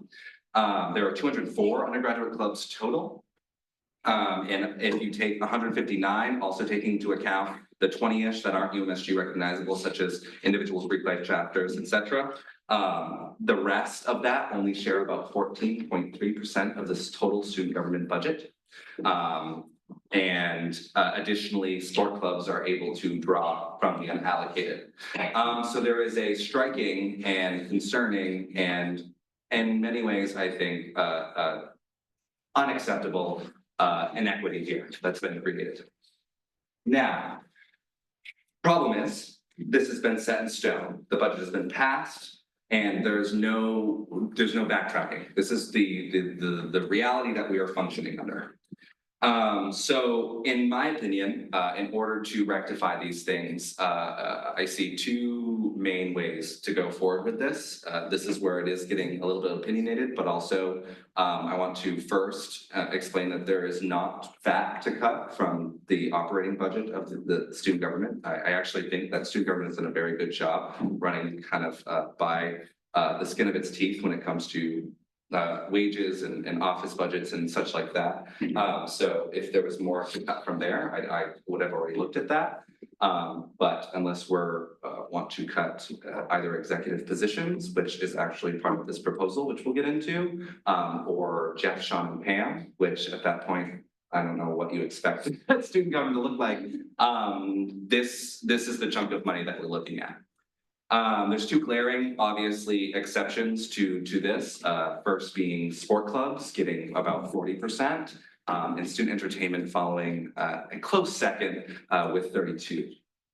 So I propose that the amendments that were made under the guise of an unallocated that was calculated unrealistically need to be reversed. So that looks like returning essentially we'll go back through. Last year, we increased tier 1 from 8,000 to 10, tier 2 from 4 to 5, and tier 3 to 2,500, which increased around 33 grand of spending just with that.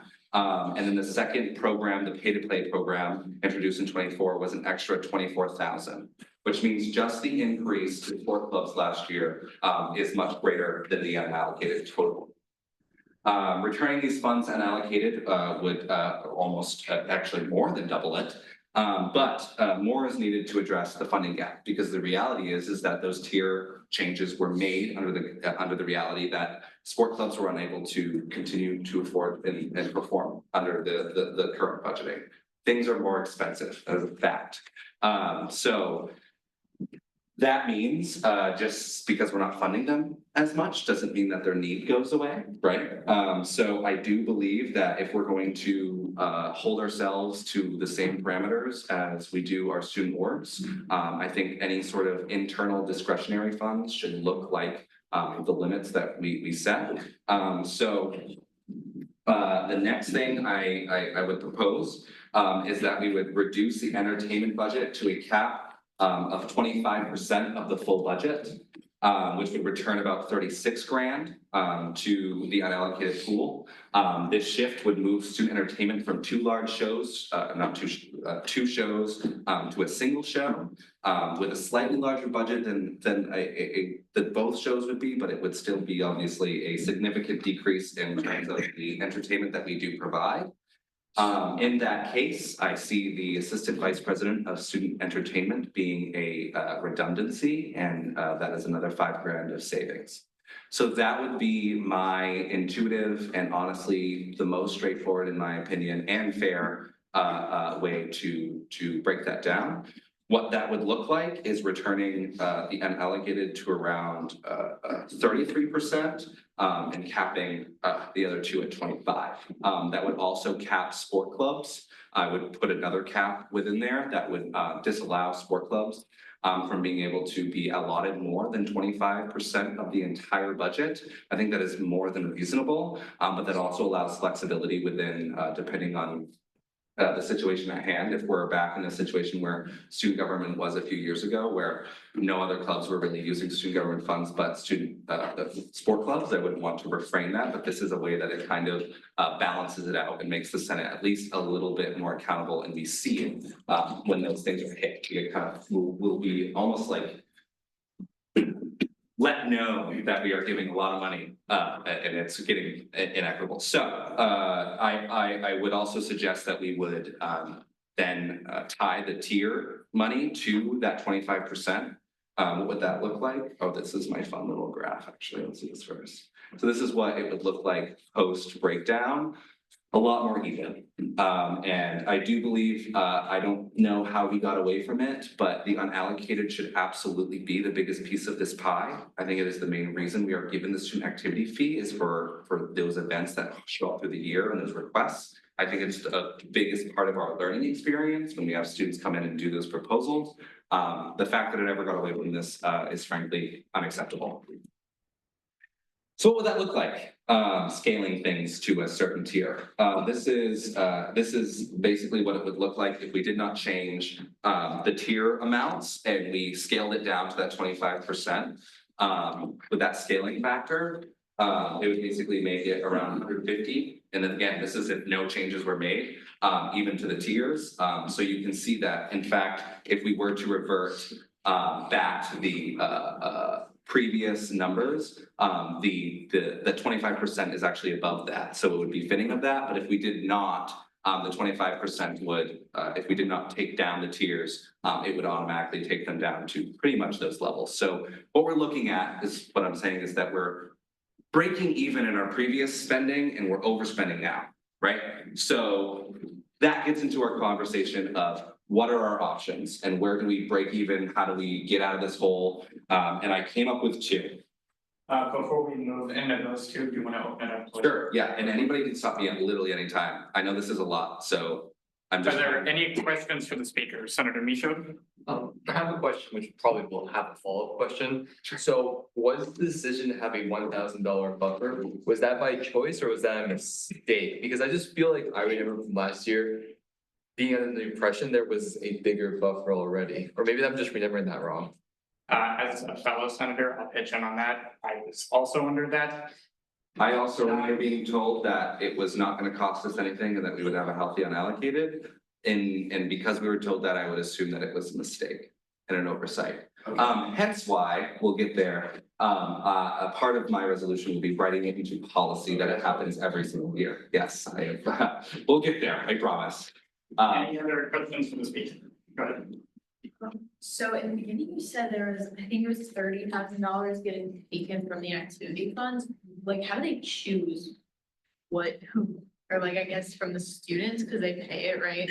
How do they choose like where to pick the 30,000 from? It's from our unallocated. So we were given an allocated of around 101 and we saw that that was not a sustainable thing. And that we didn't account for any buffer. Again, just to clarify, the buffer is for changes in enrollments, it's for students who pay late, it's for students who opt out, it's for students who drop out, it's for students, that's what the buffer is to account for. And in fact, I don't know who came up with this magical formula of 500 activity fees a year, but it has been like on the money, regardless of what that annual enrollment situation has been, at least, of course, until this year. But so it's from our unallocated, so it's from that like everybody pot is what we just take it.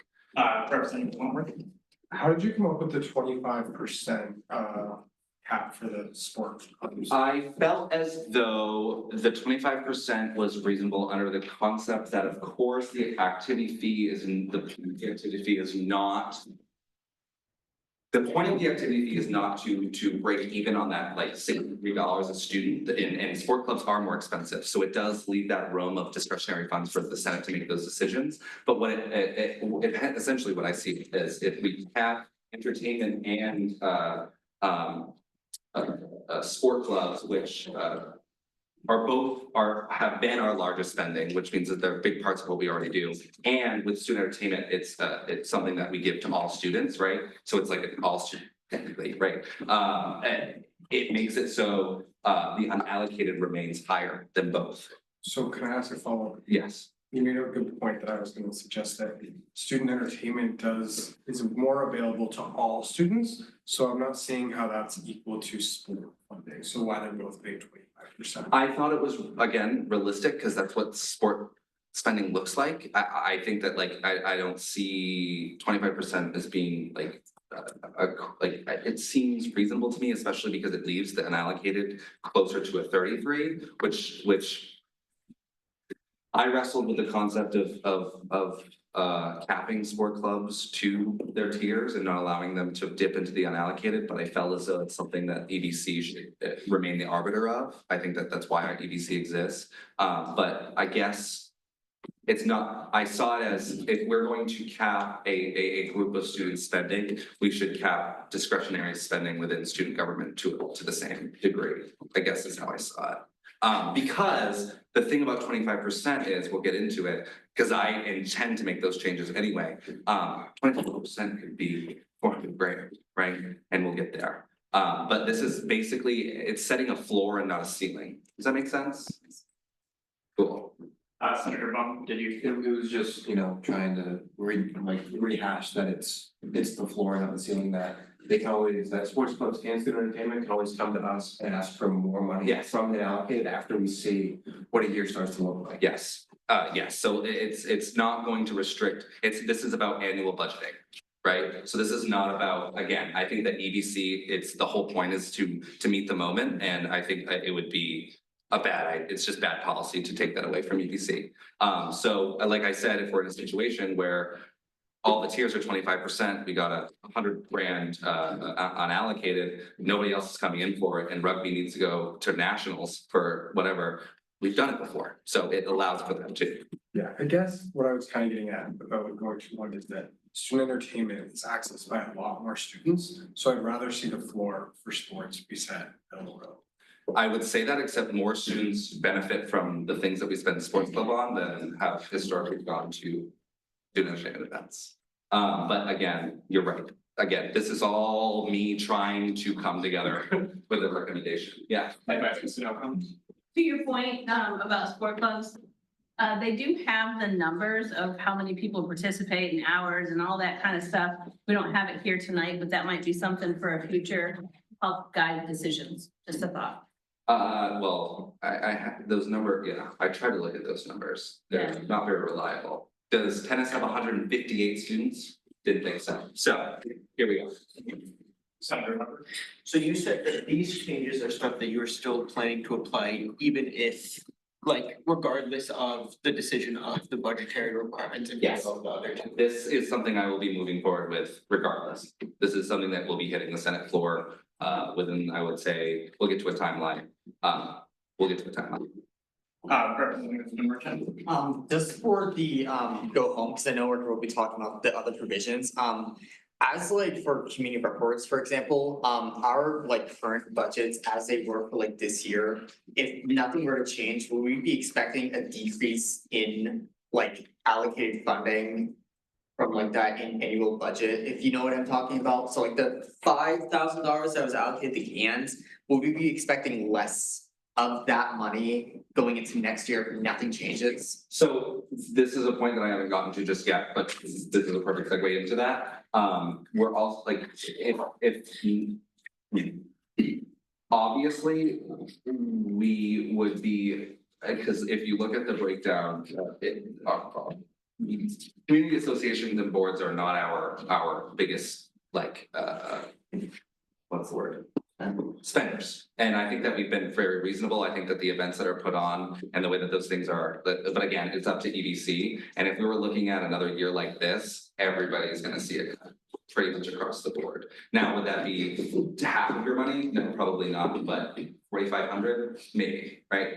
Sorry, 4,500 total, right? So a $500 is, I just don't know. It'd be up to EDC at that point. Follow-up question, I'm so sorry, so, I have ideas just for like within like my organization at least, like I would like to share this information. Yes. Just with students, like having a sort of like small town hall, and I think there's another question about that, but I'll say that for way later. Are we allowed as representatives, or like when we're meeting with our, members, are we allowed to share this and like, try to act, like making sure to advocate for a raise of the student activity fee by whatever degree?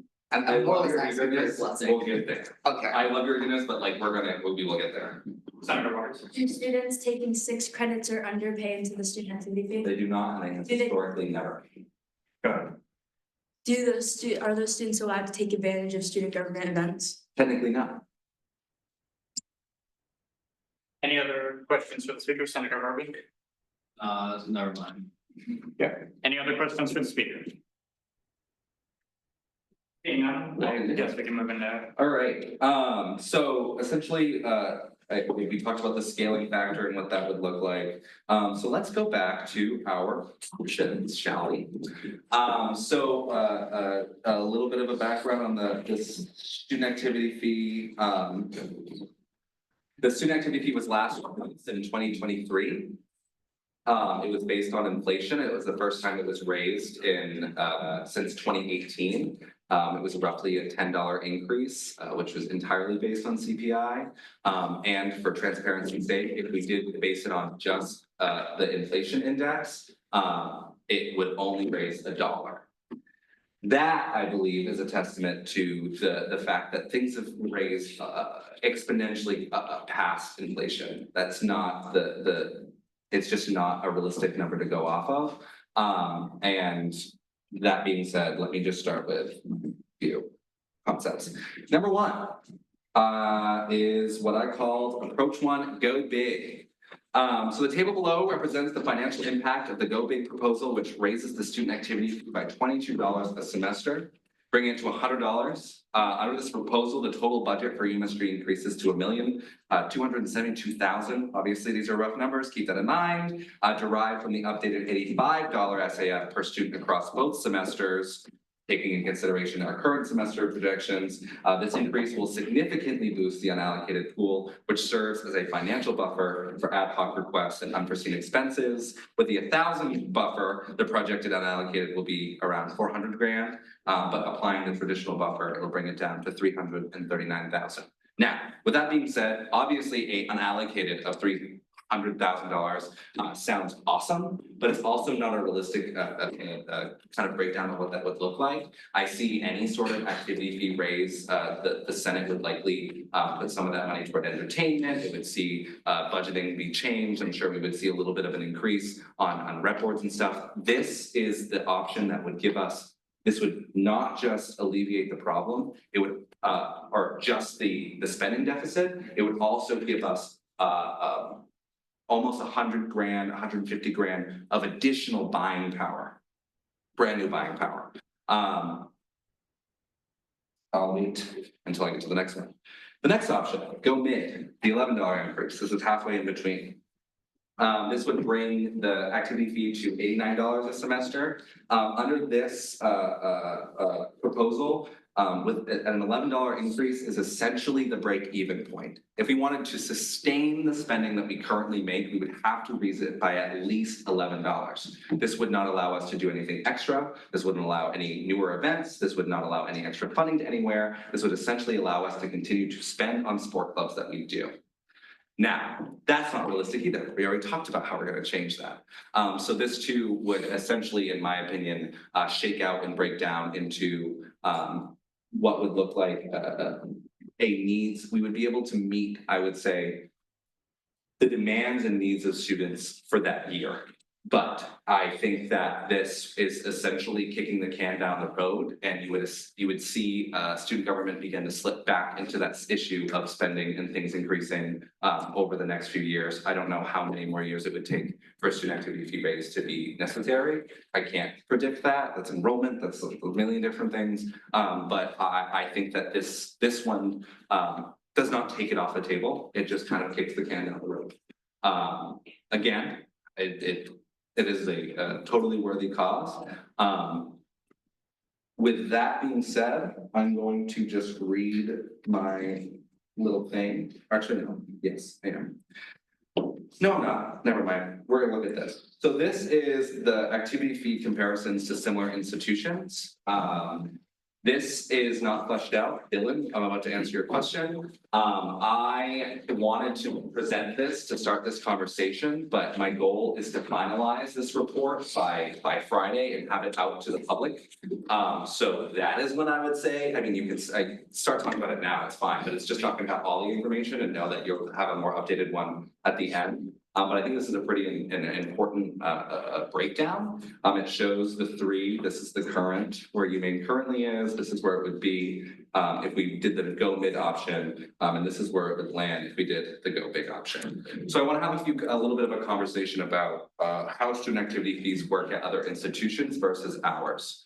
We're very unique. In fact, I'm pretty sure, in my understanding, one of the only student governments that I'm aware of who has in our constitution and charter that we cannot charge students for our events. That's not the case at other places. If you look at UNH, for instance, they pay only $99 per year. They pay about $15 to $20 for their tickets, correct, for concerts? It depends, but we can also charge for student tickets. Not in the Constitution. We have in the past. You should have. Yeah. For like years and years. Like it Doesn't change. So unless we wanted to, so we're in a situation where we're subsidizing entire student experiences. That at least has been the precedent. I think that's really important, especially when it comes from the student activity fee. But the other aspect is that our activity fee actually supports a lot more than the average activity fee does. For instance, at UNH, while they only pay $99 per year, if you want to be in rec sports, you're going to be paying an extra around $1,000 a year. That's not something that we, or at least from my understanding, but advisors still have to let me know if I'm wrong, currently do. It is the student activity fee is the activity fee that students pay. Beyond that, I think there's probably there's We have a comprehensive fee. yeah. And that rolls in all of the fees so that you can't see how they break down. Okay. But that's not in terms of, is that rec sports? Not rec sports, there's no rec sports fee here. But I believe that there is an athletic fee in there. For Division I athletic. right, well, that's, yeah, that would be separate. So that's not, we're talking about clubs and orgs. These are things that fall under student government's purview, not the administration at these organizations. That's the reality. So that's kind of my charge. I think that UMaine, it's kind of a question, is are schools with bigger activity fees able to provide more for their students, or has UMaine just done a better job at being an arbiter of its activity fee? I think the answer is both. I really do think student government has done a good job, of course, with the absence of this year, of being good arbiters. And I think the difference that is very unique to this university that is not the case most places is that students, this is entirely dictated by students. In many cases, the activity fee is given, I think even around our system in Maine. Machias' student government, it basically sends little requests to the administration. They don't get to touch, they don't get to have full control over their student activity fee like we do, which I think does give us a little bit more a student first, student and you know, encompassing student perspective that allows us to do things that students want to see. We are the students, right? It's very unique to us. And I don't know, you know, how students feel about their center of student involvement being in charge of all the events. I know how I would feel. So I guess my charge here is I would love to start a conversation specifically about where people may be falling on this issue specifically in terms of what we bring to the students. I personally do feel like going big is something that is worthwhile. It won't even put us in a crazy amount even above similar institutions, and certainly not at the top of all of them. And it would really, I mean, collectively, the student activity fee is supposed to be able to afford things together. And I think that that's, I don't know, really powerful. So with that being said, I guess without, obviously this is going to be open for you all to review and review and review, and none of this will be made decisions, but let's talk about timing breakdown.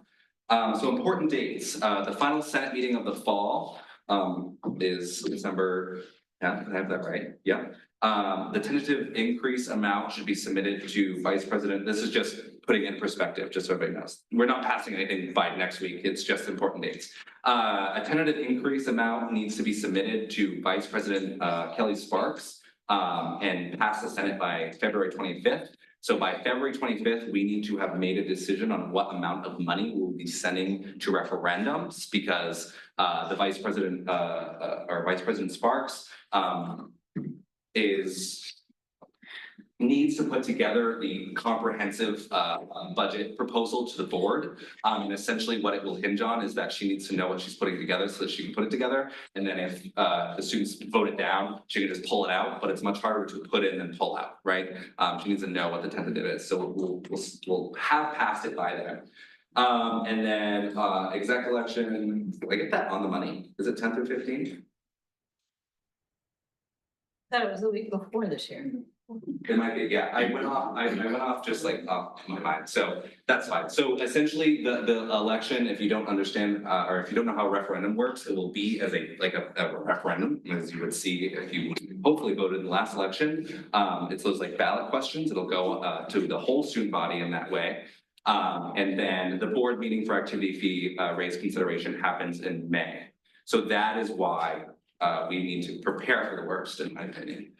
So I have a mock timeline here. It obviously needs some work. I will change it up now that we know when the executive elections are. But yeah, I'm not gonna continue to kind of beat the dead horse. I think this does a really good job catching everyone up. I threw it into Notebook LM, which if you don't know is kind of like a ChatGPT thing, and it created a full-on AI podcast. So if you're not gonna read it, you don't have to. It's a creepy, this is so weird and cool. But it literally has a whole conversation, and it even like makes fun of me at one point. But I only submitted the report, so it's just, Time on the making fun of you.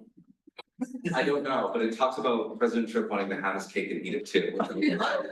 Okay, but it really does a good job in explaining kind of like the ins and outs. I thought of even maybe working with DOC Downer to record some sort of podcast style thing that we can put out to students, because it's very clear that they do not read emails, they do not read reports, and they do not read the main campus articles we send out all the time. So well, they don't, I mean, VCAC clearly doesn't read them all. So I think this would be a good way to. I'm putting our usage in the chat tonight. Okay, well, the student government article specifically? Yeah, exactly. So my point stands. Section does well. That's not the section I'm talking about. So, yeah, let me just, that's it. I'm just gonna leave it at that. I would love to start a conversation here. I know that we have exec evaluation, so have that, keep that in mind. But I would like to have, just begin the conversation tonight. So have at it, folks. Okay, wait, you didn't want to take questions? I apologize, I have to excuse myself. That's fine, have a good night. Great, President, okay, question. Yep. Okay, More discussion, it can be kind of an informal thing.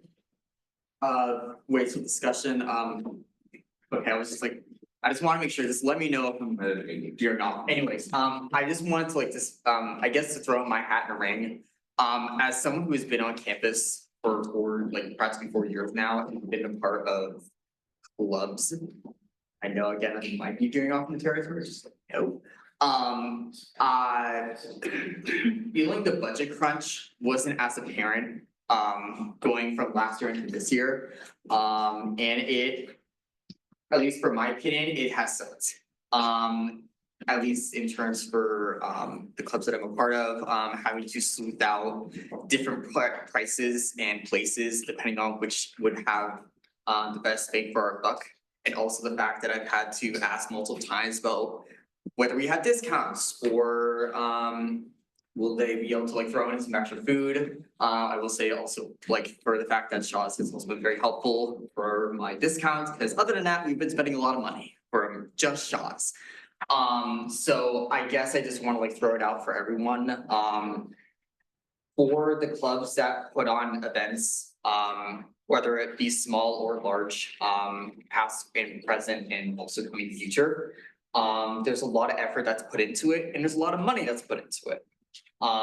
So at least for myself, if I'm allowed to do it, I think I would be very much in favor for just raising it just to 22 bucks. We get more by spending more. That is an unfortunate thing, but given the fact that we are in Maine, which we are the #1 state. I think in the Continental Union or the entire union that exports all of our stuff, food, materials, everything, because let's face it, Maine is covered in snow most of the year. I think it is. These are exports. You mean exports. Imports, yes, my apologies, you know what I mean, anyways, what?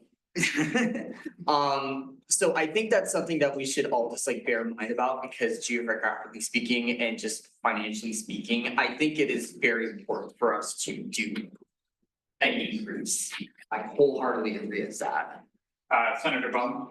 And just for President Trump. Yeah. The numbers that we gave in the report, when I first reviewed it, I was like, okay, this makes sense, but you can't take 63 out of the numbers, you have to take 100,000 if you're taking like 500 student activity fees. When you're doing increasing student activity fee, our buffer zone includes them as well. And so instead of us having like 300,000 free, we're gonna have like I guess we would have just about exactly 300,000 free. The traditional buffer was 63,000, which has gotten us by each year, so I wouldn't see it. Student activity fees that was used to calculate the 63,000. Yes, using this year, I made that apparent in the report that we were using this year's like numbers to use in terms of enrollment and those things. But like, I think that in the policy that I would change, we would need to amend that. Yeah, so this is more so to put it in perspective of like, you see what I mean? It would be still keeping the same buffer, even the 1,000 or the 63,000. This is what our unallocated would look like. It was more so put it into perspective, because I don't think we would need a $100,000 buffer. Well, isn't it to take account of all the students who do not actually end up paying a student activity fee, who like kind of rescind it afterwards? And so we're still expecting to have 500 students that don't pay it. We're gonna need to have 500 students. That has always been an overestimation, and like if you look at right now in this first semester, this year, we've only gone through 20 grand of that buffer. So I don't think there needs to be an exponential increase of that buffer. In fact, I'd probably cap it around 80 total, yeah. Senator. But good point, these are the things, Are you able to answer questions about how this will look like on like the referendum? Sure. Okay, so will each like scenario be put on the ballot? No. No, okay, One scenario. one scenario. This body will decide what the increase that we want to put to the student body is, and the student body will vote. Okay, that was. Yeah. Senator Ricker. When it comes to activity fee comparisons to other institutions in the Northeast, do you have any like full breakdown on what the student activity fee actually goes towards? Just because some of the involvement at University of Rhode Island might be entirely separate in terms of what that actually looks like, what's these preliminary fees. That's absolutely true, but we're talking about students paying into activity fees, right? That's the baseline, because we're talking about cost on student, that's what matters. In terms of the breakdown, like we talked about, there are different costs at different universities, but it's really hard to compare our student activity fee to anybody else, because those other activity fees that you saw, often it's not 63 or you know, vast, because it's $78, we get 63% of it, that's around 80-ish, or a little bit more than that, if I'm quick mathing it, and the majority of student activity fees are student governments from there, they only get about 22%. So even if the activity fee was the 250, I think was the max one that I showed there, it doesn't mean that student government gets 80% of that. Likely, student government still only gets $30, right? So we are very unique in terms of this activity fee raise would, unlike other institutions, would go straight into the hands of students, not administration. So looking at the timeline you say, if it does pass the board, when would it be able to be put in place in students? Is it immediate or is there a different time? It would go immediately into effect going into the next year. So that would be the budget going into the next year. For instance, last year, the year before it was increased in that May. And we operated on that new budget going into that year. So it would be immediate. Yeah. Senator Misha, when you say you want to put a cap $80,000, so the way it would be written, this fiscal policy would be essentially 63 is the minimum, and the max is 80,000. If that makes any sense. It would be yeah, and the thing about is this is where we get into a fun policy game, which is that I've already started kind of writing concepts. EBC has been shared with them, and we'll get there, right? Because we're going to have policy conversations around this. This is me. I've been polypro chair. I understand policy, but we're going to have a conclusion about what that's going to look like. So I would say. In all honesty, like I said, we need to act in a way in accordance with no activity fee will be raised, because the not doing that is. I don't know what happens. We won't have a rollover in that case, or it would continue to dwindle, and we would have to move into our emergency funds, which we've never had to do. Would be considered like 63 is the minimum, and leave it up to discretion to the BPFA if they want to. Yeah, we could do it like that. That would be great. But we need to set a larger minimum than $1,000. Yes. Yes. Vice President Holdfield? This is kind of just a food for thought, because while it's been very challenging on our Senate to be in such a financial crunch, I also think we've learned a lot from it, and that working with folks to make sure they know other resources before coming to us. And yes, we're here to help clubs, but I also don't think we're the only place that clubs should be going to for funding. It's important that we hold them to the specific expectations, not them even more important this year than I think it ever has before. And so even if we do go into next year, next academic year with more money, I do think we've learned a valuable lesson in making other resources and having expectations of clubs and orgs to do their own work, as well as not just relying on us as a source of funding. Fun fact, when I was rewriting the financial policies, it's written in our policies that anybody requesting money from us needs to show effort of outside sources of funding. That is a policy. So keep that in mind. But yes, Representative Guzman? Yeah, I wanna echo off of VPSL Oldfield point that we have created precedents this year for clubs and organizations to really make the initiative to go above and beyond and to advocate for themselves, and not only use this as a source of funding, which I think is super fundamental for the longevity and sustainability of multiple organizations here. And to touch on, this entire consideration referendum. I really appreciate the research that you did and the work that you put in. And while you were talking, I was pulling up statistical information and numbers. So for all of you who don't know, most of my work at this university is enrollment data management, and looking at numbers and statistics and seeing what's beneficial, what's not beneficial, looking at student demographic information, populations. So, I want to touch upon that. The preamble of UMSG is really powerful, and I didn't get to read it, but now that I did, it kind of resonates what we're trying to do here. And once I provide the additional statistical information, it'll all kind of make sense. So when we're looking at the referendum, you know, the preamble, our entire thing is providing social, cultural, and educational programs and activities to expand the scope of the educational experience, whether it be supplementary or complementary programs, groups, organizations that supplement your degree, or just activities in general that resonate with you, that you find interest in. One of the statistics I want to bring up is that 70% of college students, this is an average, 70% of college students either participate in some form of extracurricular. I don't know what that number is on the University of Maine's level, because the study hasn't been done on the university level in terms of student participation in extracurriculars, but just based on that number alone and looking at further psychological information, students who end up participating in extracurricular end up staying their second year. So we end up retaining more.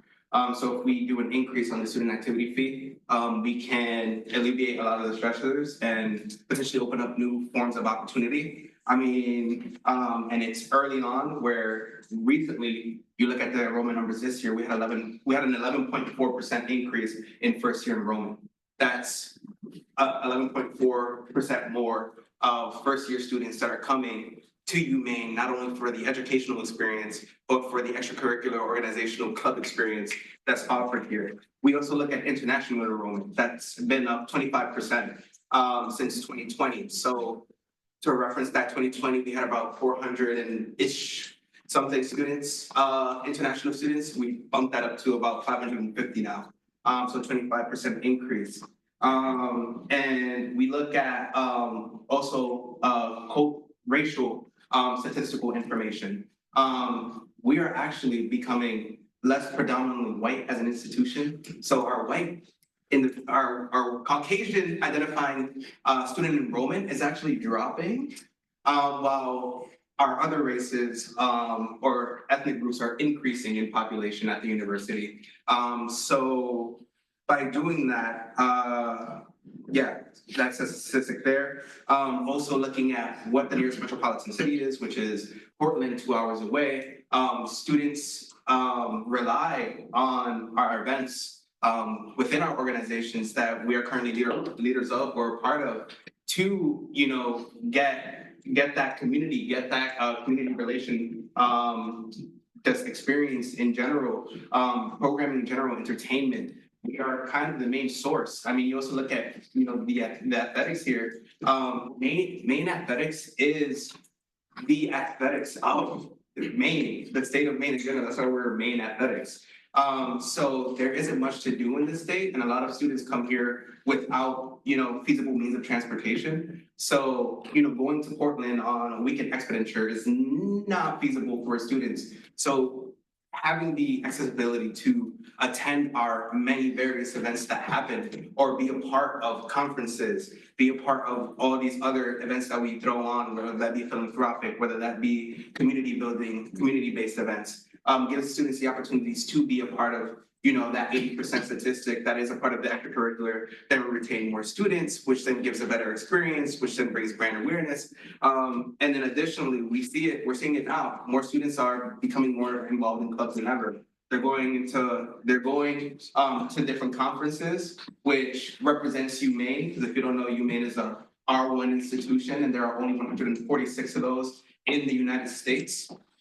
So being able to send our students, or having the opportunity to send our students to these collegiate level events, to these nationwide events, to these conferences to represent us, really puts eyes on the University of Maine as a whole, in terms of sponsorships, in terms of people who want to make, in terms of donors, in terms of just relations with, you know, corporations and organizations, to be able to network with our students, to give them more opportunities. We look at that. And then 83 to 86% of students at the University of Maine are on some sort of financial aid. Sure, the initial cost is, everybody's going to complain about it because nobody wants to spend more money than they have to. But if they're spending about, you know, if the overhead cost to go on a trip is $200, and we can't provide that to, you know, alleviate some of that expense, then they're not going to be able to go, they're not going to be able to afford the trip anyways, in general. So I think I think this is, I mean, the $22 is entirely plausible and feasible with everything that's kind of going on in terms of statistical information on the university level, and how we're pivoting and shifting in many ways more than one. I mean, the numbers speak for themselves, guys.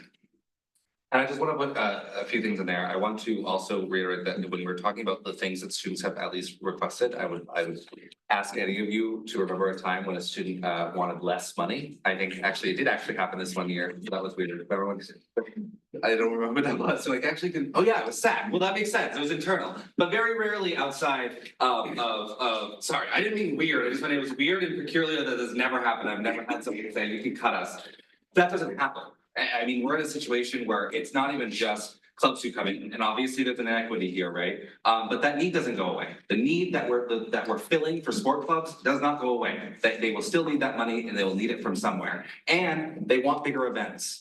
I honestly am at a loss when it comes to student entertainment. I am very, very proud of our Vice President of Student Entertainment and everything that SEC has done. But I genuinely believe that we're operating on an amount of money that cannot meet the wants of this campus. If we were going to get an artist that is going to actually appeal broadly, whether that be a comedian or a musical artist, we are like just below the threshold of being able to get into those more widely known people. And that's a huge thing.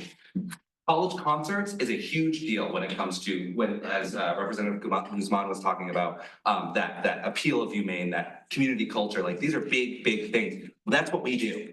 And it's not, even in conversations, and please correct me where I'm wrong, it's not the case that it's entirely student government that does the events at UNH. It's a separate group, right? Yeah, the way it works at UNH is that their student entertainment division works like a rep board in a way. So or not like a rep board, but they have a way that, yeah, they're recognized as like a club. So that way they can take in funds otherwise to that too. So they have a way bigger budget because again, we only receive our money internally and can only receive money internally. Right. So like we are like this student government, I understand that I hear it all the time, the criticism of the student government. And you know what? I would like to think that I've been one of the biggest critics of UMSG since I've got here.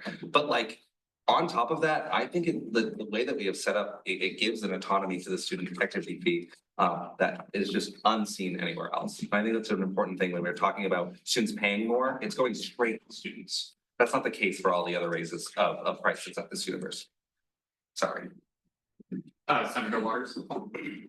I think that we should be considering a halftime student activity fee. I don't think it's fair to dismiss it right off the bat. It's gonna be a growing population of our students with the real big push for UMaine online, plus the increase in community college transfers. I see that becoming a larger group of our population here at the university. And it's not wild for me to say that they take advantage of student government services, even if we don't technically allow them to.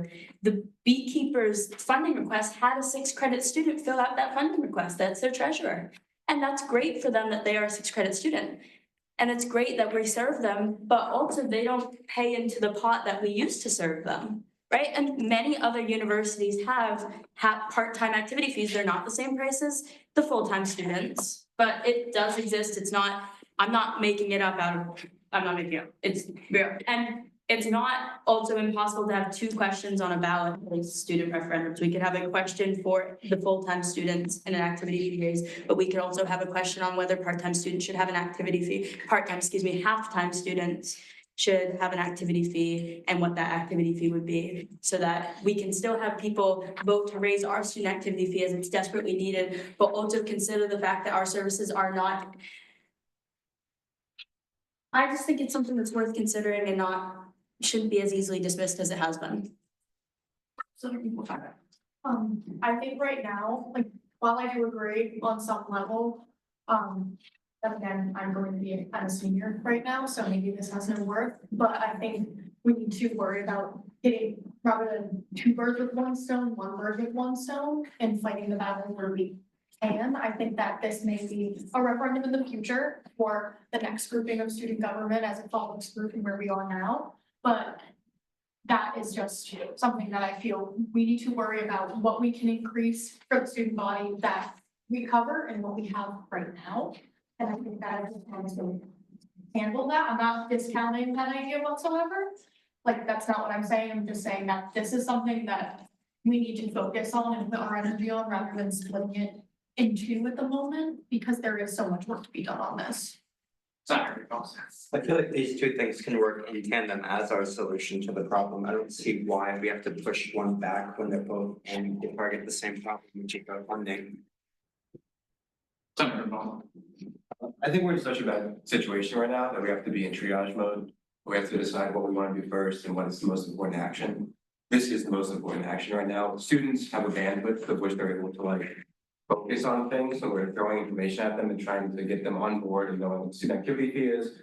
And I feel like we're gonna have enough trouble getting students to fully understand what's happening with a $22 increase to their student activity fee. And trying to throw more at them, we're trying to understand that half time students don't pay the student activity fee, or we want them to, and trying to justify what number we choose for that. I feel like it's just too much for people to have on the referendum for them to make an informed decision about it. And it's too much for us to handle to be able to get out there and give the information to them.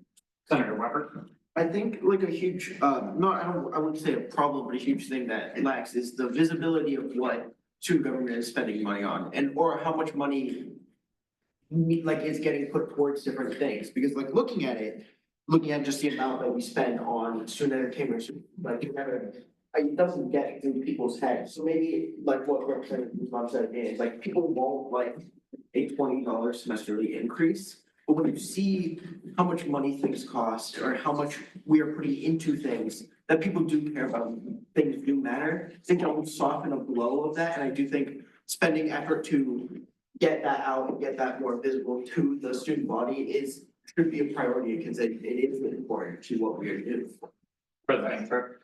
That being said, Senator Waters, I believe in the cause, and after our conversation at EDC, I sat with it. And while I agree that, and my biggest argument against it is the bandwidth conversation, I believe that a part-time activity fee is a natural next step and should be pursued whether or not an increase happens or not, especially if an increase does not happen, right? So I don't think necessarily, like, I don't want it to be as if the issue is being dismissed, but I also know if you look at the numbers, a part-time activity fee is not going to solve any of our problems. We don't have any actual numbers or anything to go off of other than those instances. But I also, I believe that there are going to be places that the activity fee is naturally going to slightly bleed in one way or another. There are any one of you, well, not any one of you, because if you stop paying an activity fee, you could be a member of UMSG, but any 15 credit paying student could say, I don't want to pay the activity fee and still use all of our resources. And we don't have any way of vetting that, right? So I agree with this concept of like, we need to hit one bird with one stone because we might miss this throw. So I see that, but like I said, I do believe that it is a bandwidth thing. But I have already considered putting into the policy, much like I did with the club storage issue, where I put a sentiment at the end that I would like, if that feels like that would kind of suffice that, I would like to write that with you. That sends a directory to the Senate of next year, considering that as their referendum issue. Yeah. Senator, I like it. Unless Senator Waters, did you want to respond? Can we do a referendum question regarding an activity fee 2 consecutive years? I don't believe we can. No, so that's about raising the activity fee. We would be establishing a new fee, so that would fall out of the parameter. Yeah, so it would happen. That could happen. Yes. Senator Dorn. One point that Senator Bone made like a couple weeks ago was like, the most important part of this whole process is getting student feedback, and I definitely agree with that, because like every person I've brought this up to, like no matter if it's in like my college, MCAT, or whatever college people are in, everyone comes from a different, like a diverse economic background. So people you talk to that are in the same college as you might have a different opinion on how much we should raise it. You say go mid, and someone might say, well, that's too much, and you say go big, and someone say, okay, that's not a terrible fee. So I think it's super important to inform your decision, not based on what people like, taking into account what people are saying here, but also what your constituents are saying as well, and make sure you represent that. Representative Diversion. Yeah, just to like build off of this other points, we've all been talking about community, we're all talking bandwidth. We should have had this conversation yesterday, we should have this conversation now, and we should have this conversation tomorrow. Just because we serve the community, that does not mean that we're removed from this community. We are in this community and we are leaders of this community. So we should be talking about this. We should be talking, we should be going to clubs, we should be doing town halls, we should just be talking to our friends and our roommates and anywhere. Anywhere where this conversation that is be impacting students, which is all of us, we should be talking about this and we should at least get this idea at least comfortable, like within the minds of students so that they know like, hey, this is something that's being debated. And this is something that can be, can be something that can be helpful or it can be detrimental. We should still have that conversation, the good, bad, the ugly, even for people who may not feel anything at all towards it. We should be talking about this. Because if we like, and I'm imploring this for all of you, because once we leave from student government, some people may not talk about student government stuff like at all. If I'm gonna say for anything that we should be talking about, we should be talking about this. Because if we simply say nothing about this, or not saying nothing about this, but you know what I'm talking about. It's if we are not actively engaging with the community and letting the community know like, hey, this is something that's happening. If we don't do that and it comes up in a question and then it just says, would you like to raise student activity fee X, Y, and Z? Most people are probably gonna be like, huh, or no. We should be talking about this inside and outside of this bubble. Senator Ricker. Yeah, just bouncing off of like previous kind of points, but just to add some context, I believe, the most recent student activity fee passed, like when students voted to raise the student activity fee, it passed by 83%. Yeah, 83%. So I think that when properly communicated and properly explained as to why we are coming to the student body with such a referendum, I think that students will at least understand where it's coming from. So I think in addition to where the students are, I think the big question is articulating what we're doing to administration, making sure that passes the May forward to us to be my biggest concern for us. Senator Cowan. Back to the point about introducing a potential student activity fee for part-time students. My only concern with something like that is we can only see things from our perspectives and we don't have a full view on how many part-time students are actually accessing services that we provide and accessing our student activity fee. Just like in the way that certain people were bringing up potential graduate students or students who had already graduated UMaine using the free movie Wednesdays. We don't have accurate numbers on those, and my only concern would be getting accurate numbers before we even bring something like that to the student body. Because if only 5% of part-time students are accessing our services, I don't see that as a big enough call to bring a student activity fee for part-time students. Senator Misha. So yeah, we did a student activity fee increase. Personally, I would like to see a 22 increase, but I also want something to pass. So I'm worried that students would be like, what they're asking us, what, like, oh, this is another increase, just had it increase. So maybe the $11 option, just putting this out to the room, does anyone think maybe that's a safer option? Terrible.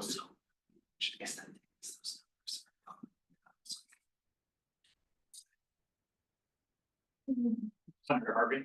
I think we should go big, increase it $22. And for the half-time students, I was thinking only make them pay half the fee. So. So I think that Senator Cowan just hit on exactly why I would be hesitant in also pursuing the second thing is that I don't have the bandwidth to do all of that research and to do those things on top of trying to I hope it's coming across as I'm trying to be as transparent about this process as possible. It's why I've been bringing it up in meetings. It's why, in fact, I'm doing a Q&A with the Maine campus about this issue.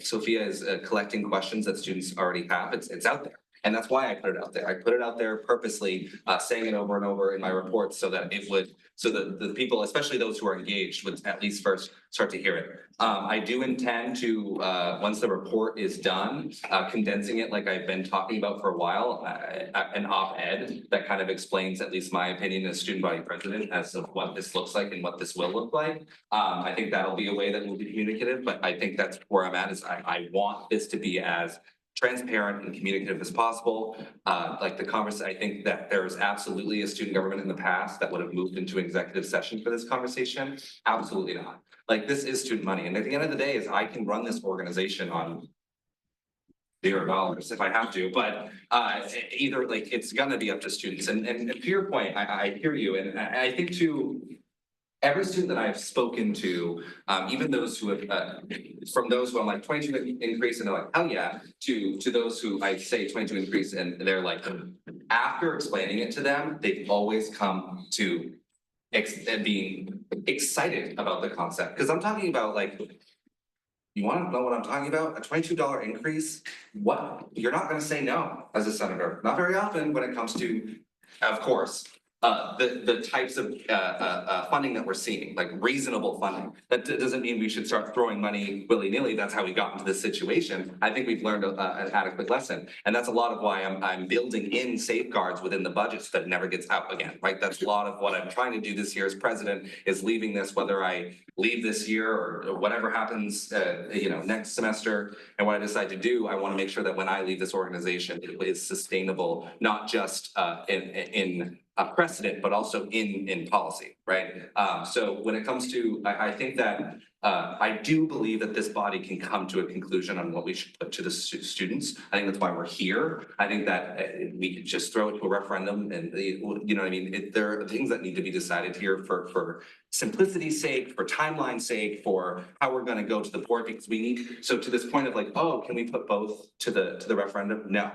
Kelly Sparks needs to have the number that we might increase it to verbatim, right? By that February date, period, or it does not get raised. She said that, right? So we're at a crossroads. We have to make a decision, but I also believe that we can. And I think that in fact, this Senate is in a position more than it has ever been, at least in my conceptual understanding of UMSG, to make that decision. You guys have put in the work, you guys are excellent student leaders, and I think that, I mean, we're getting way ahead of this. I think, again, student governments in the past would start talking about this in February. We're not doing that. We're way ahead of it. We're gonna have winter break to think it over. I'm gonna continue to work as hard as I have been. This is gonna be my priority. So I promise you that.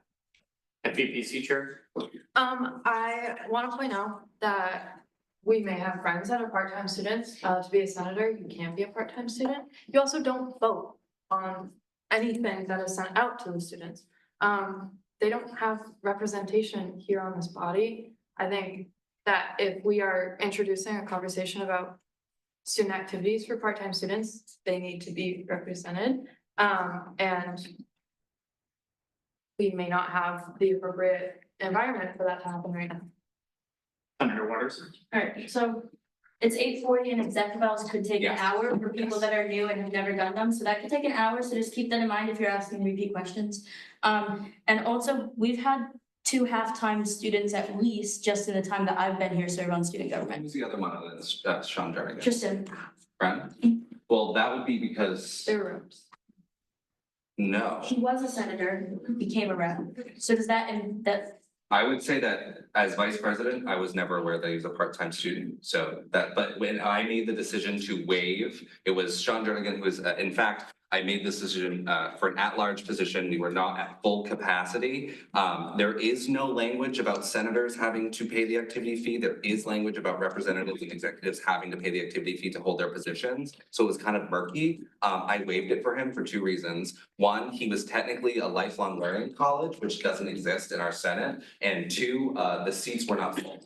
Right, so in my opinion, in this situation, if there was an activity fee paying student and a non-activity fee paying student in one seat, I don't see a student government giving that seat to the non, right? So again, and that's where we talk about, and I think that when we have that conversation, which I think should happen, and again, I am committed to making sure it happens in some capacity. That is the research, those are the things that need to happen. I just don't think we can do them simultaneously. It's just a law, I'm working a lot.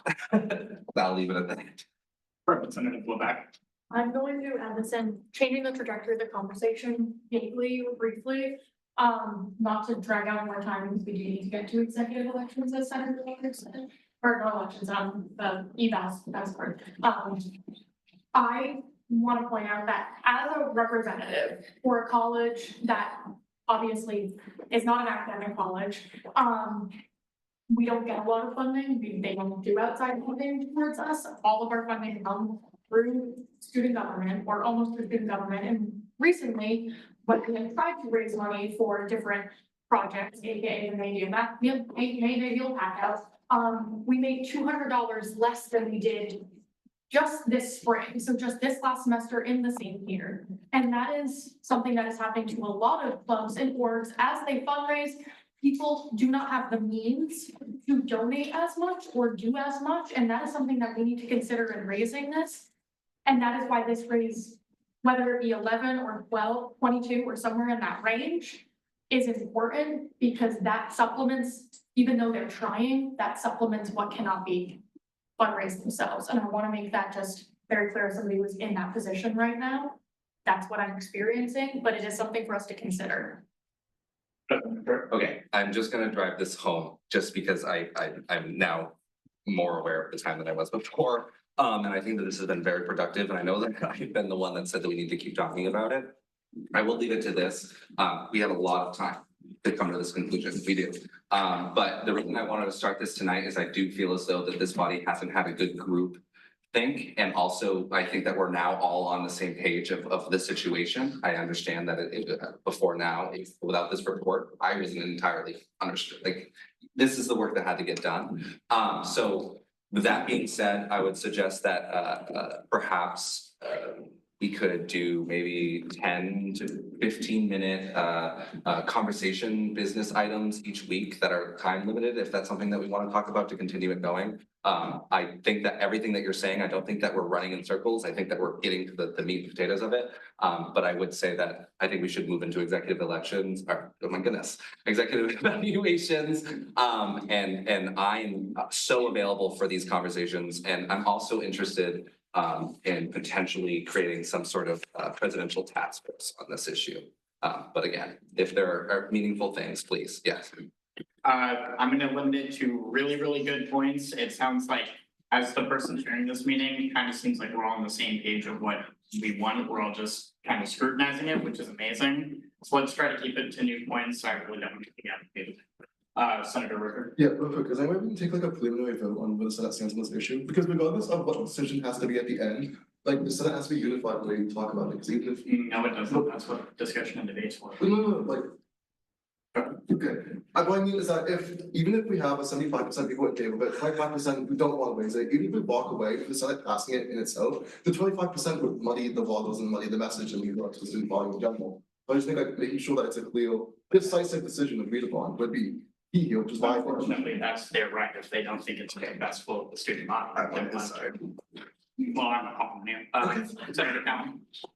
Yeah, just like a quick point, when we talk about this with our friends and peers and other people at UMaine, when we bring awareness to this, I think it's really important to point out that we charge the student activity fee semesterly. So when we talk about an $11 raise, it's actually a $22 annual raise. When we talk about a $22 raise, it's a $44 raise annually. Just something important to keep in mind for students to be as informed as humanly possible. Thank you.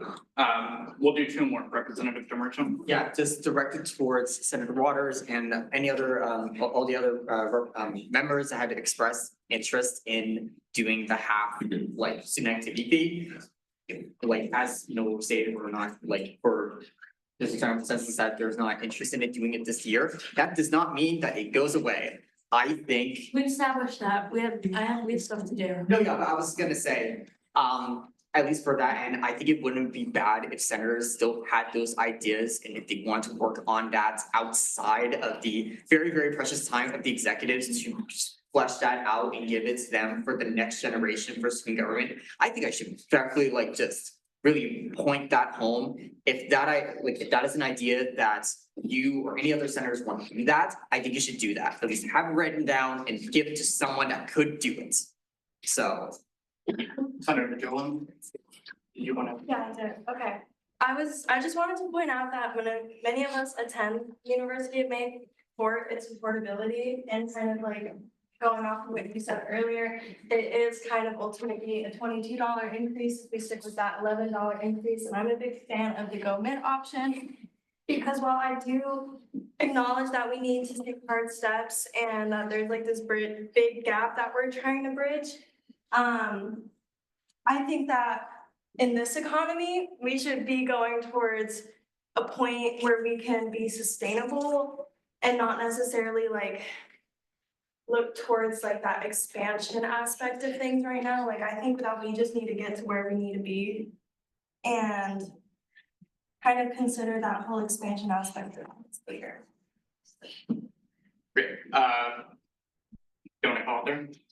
Yes. Great, we're gonna call it there and we are going to exit new business. Seeing nothing under main motions, I am now looking for a motion to enter executive session. Senator Weber. I'd like to go under executive session. Second. If that is the pleasure of the Senate, that is adopted. No, any discussion, any debate, seeing none, all those in favor? All those opposed, all abstaining, seeing a clear majority that passes. The clerk will now call the roll to enter executive session. Cynthia Showerdat, your Ezekiel DeLong.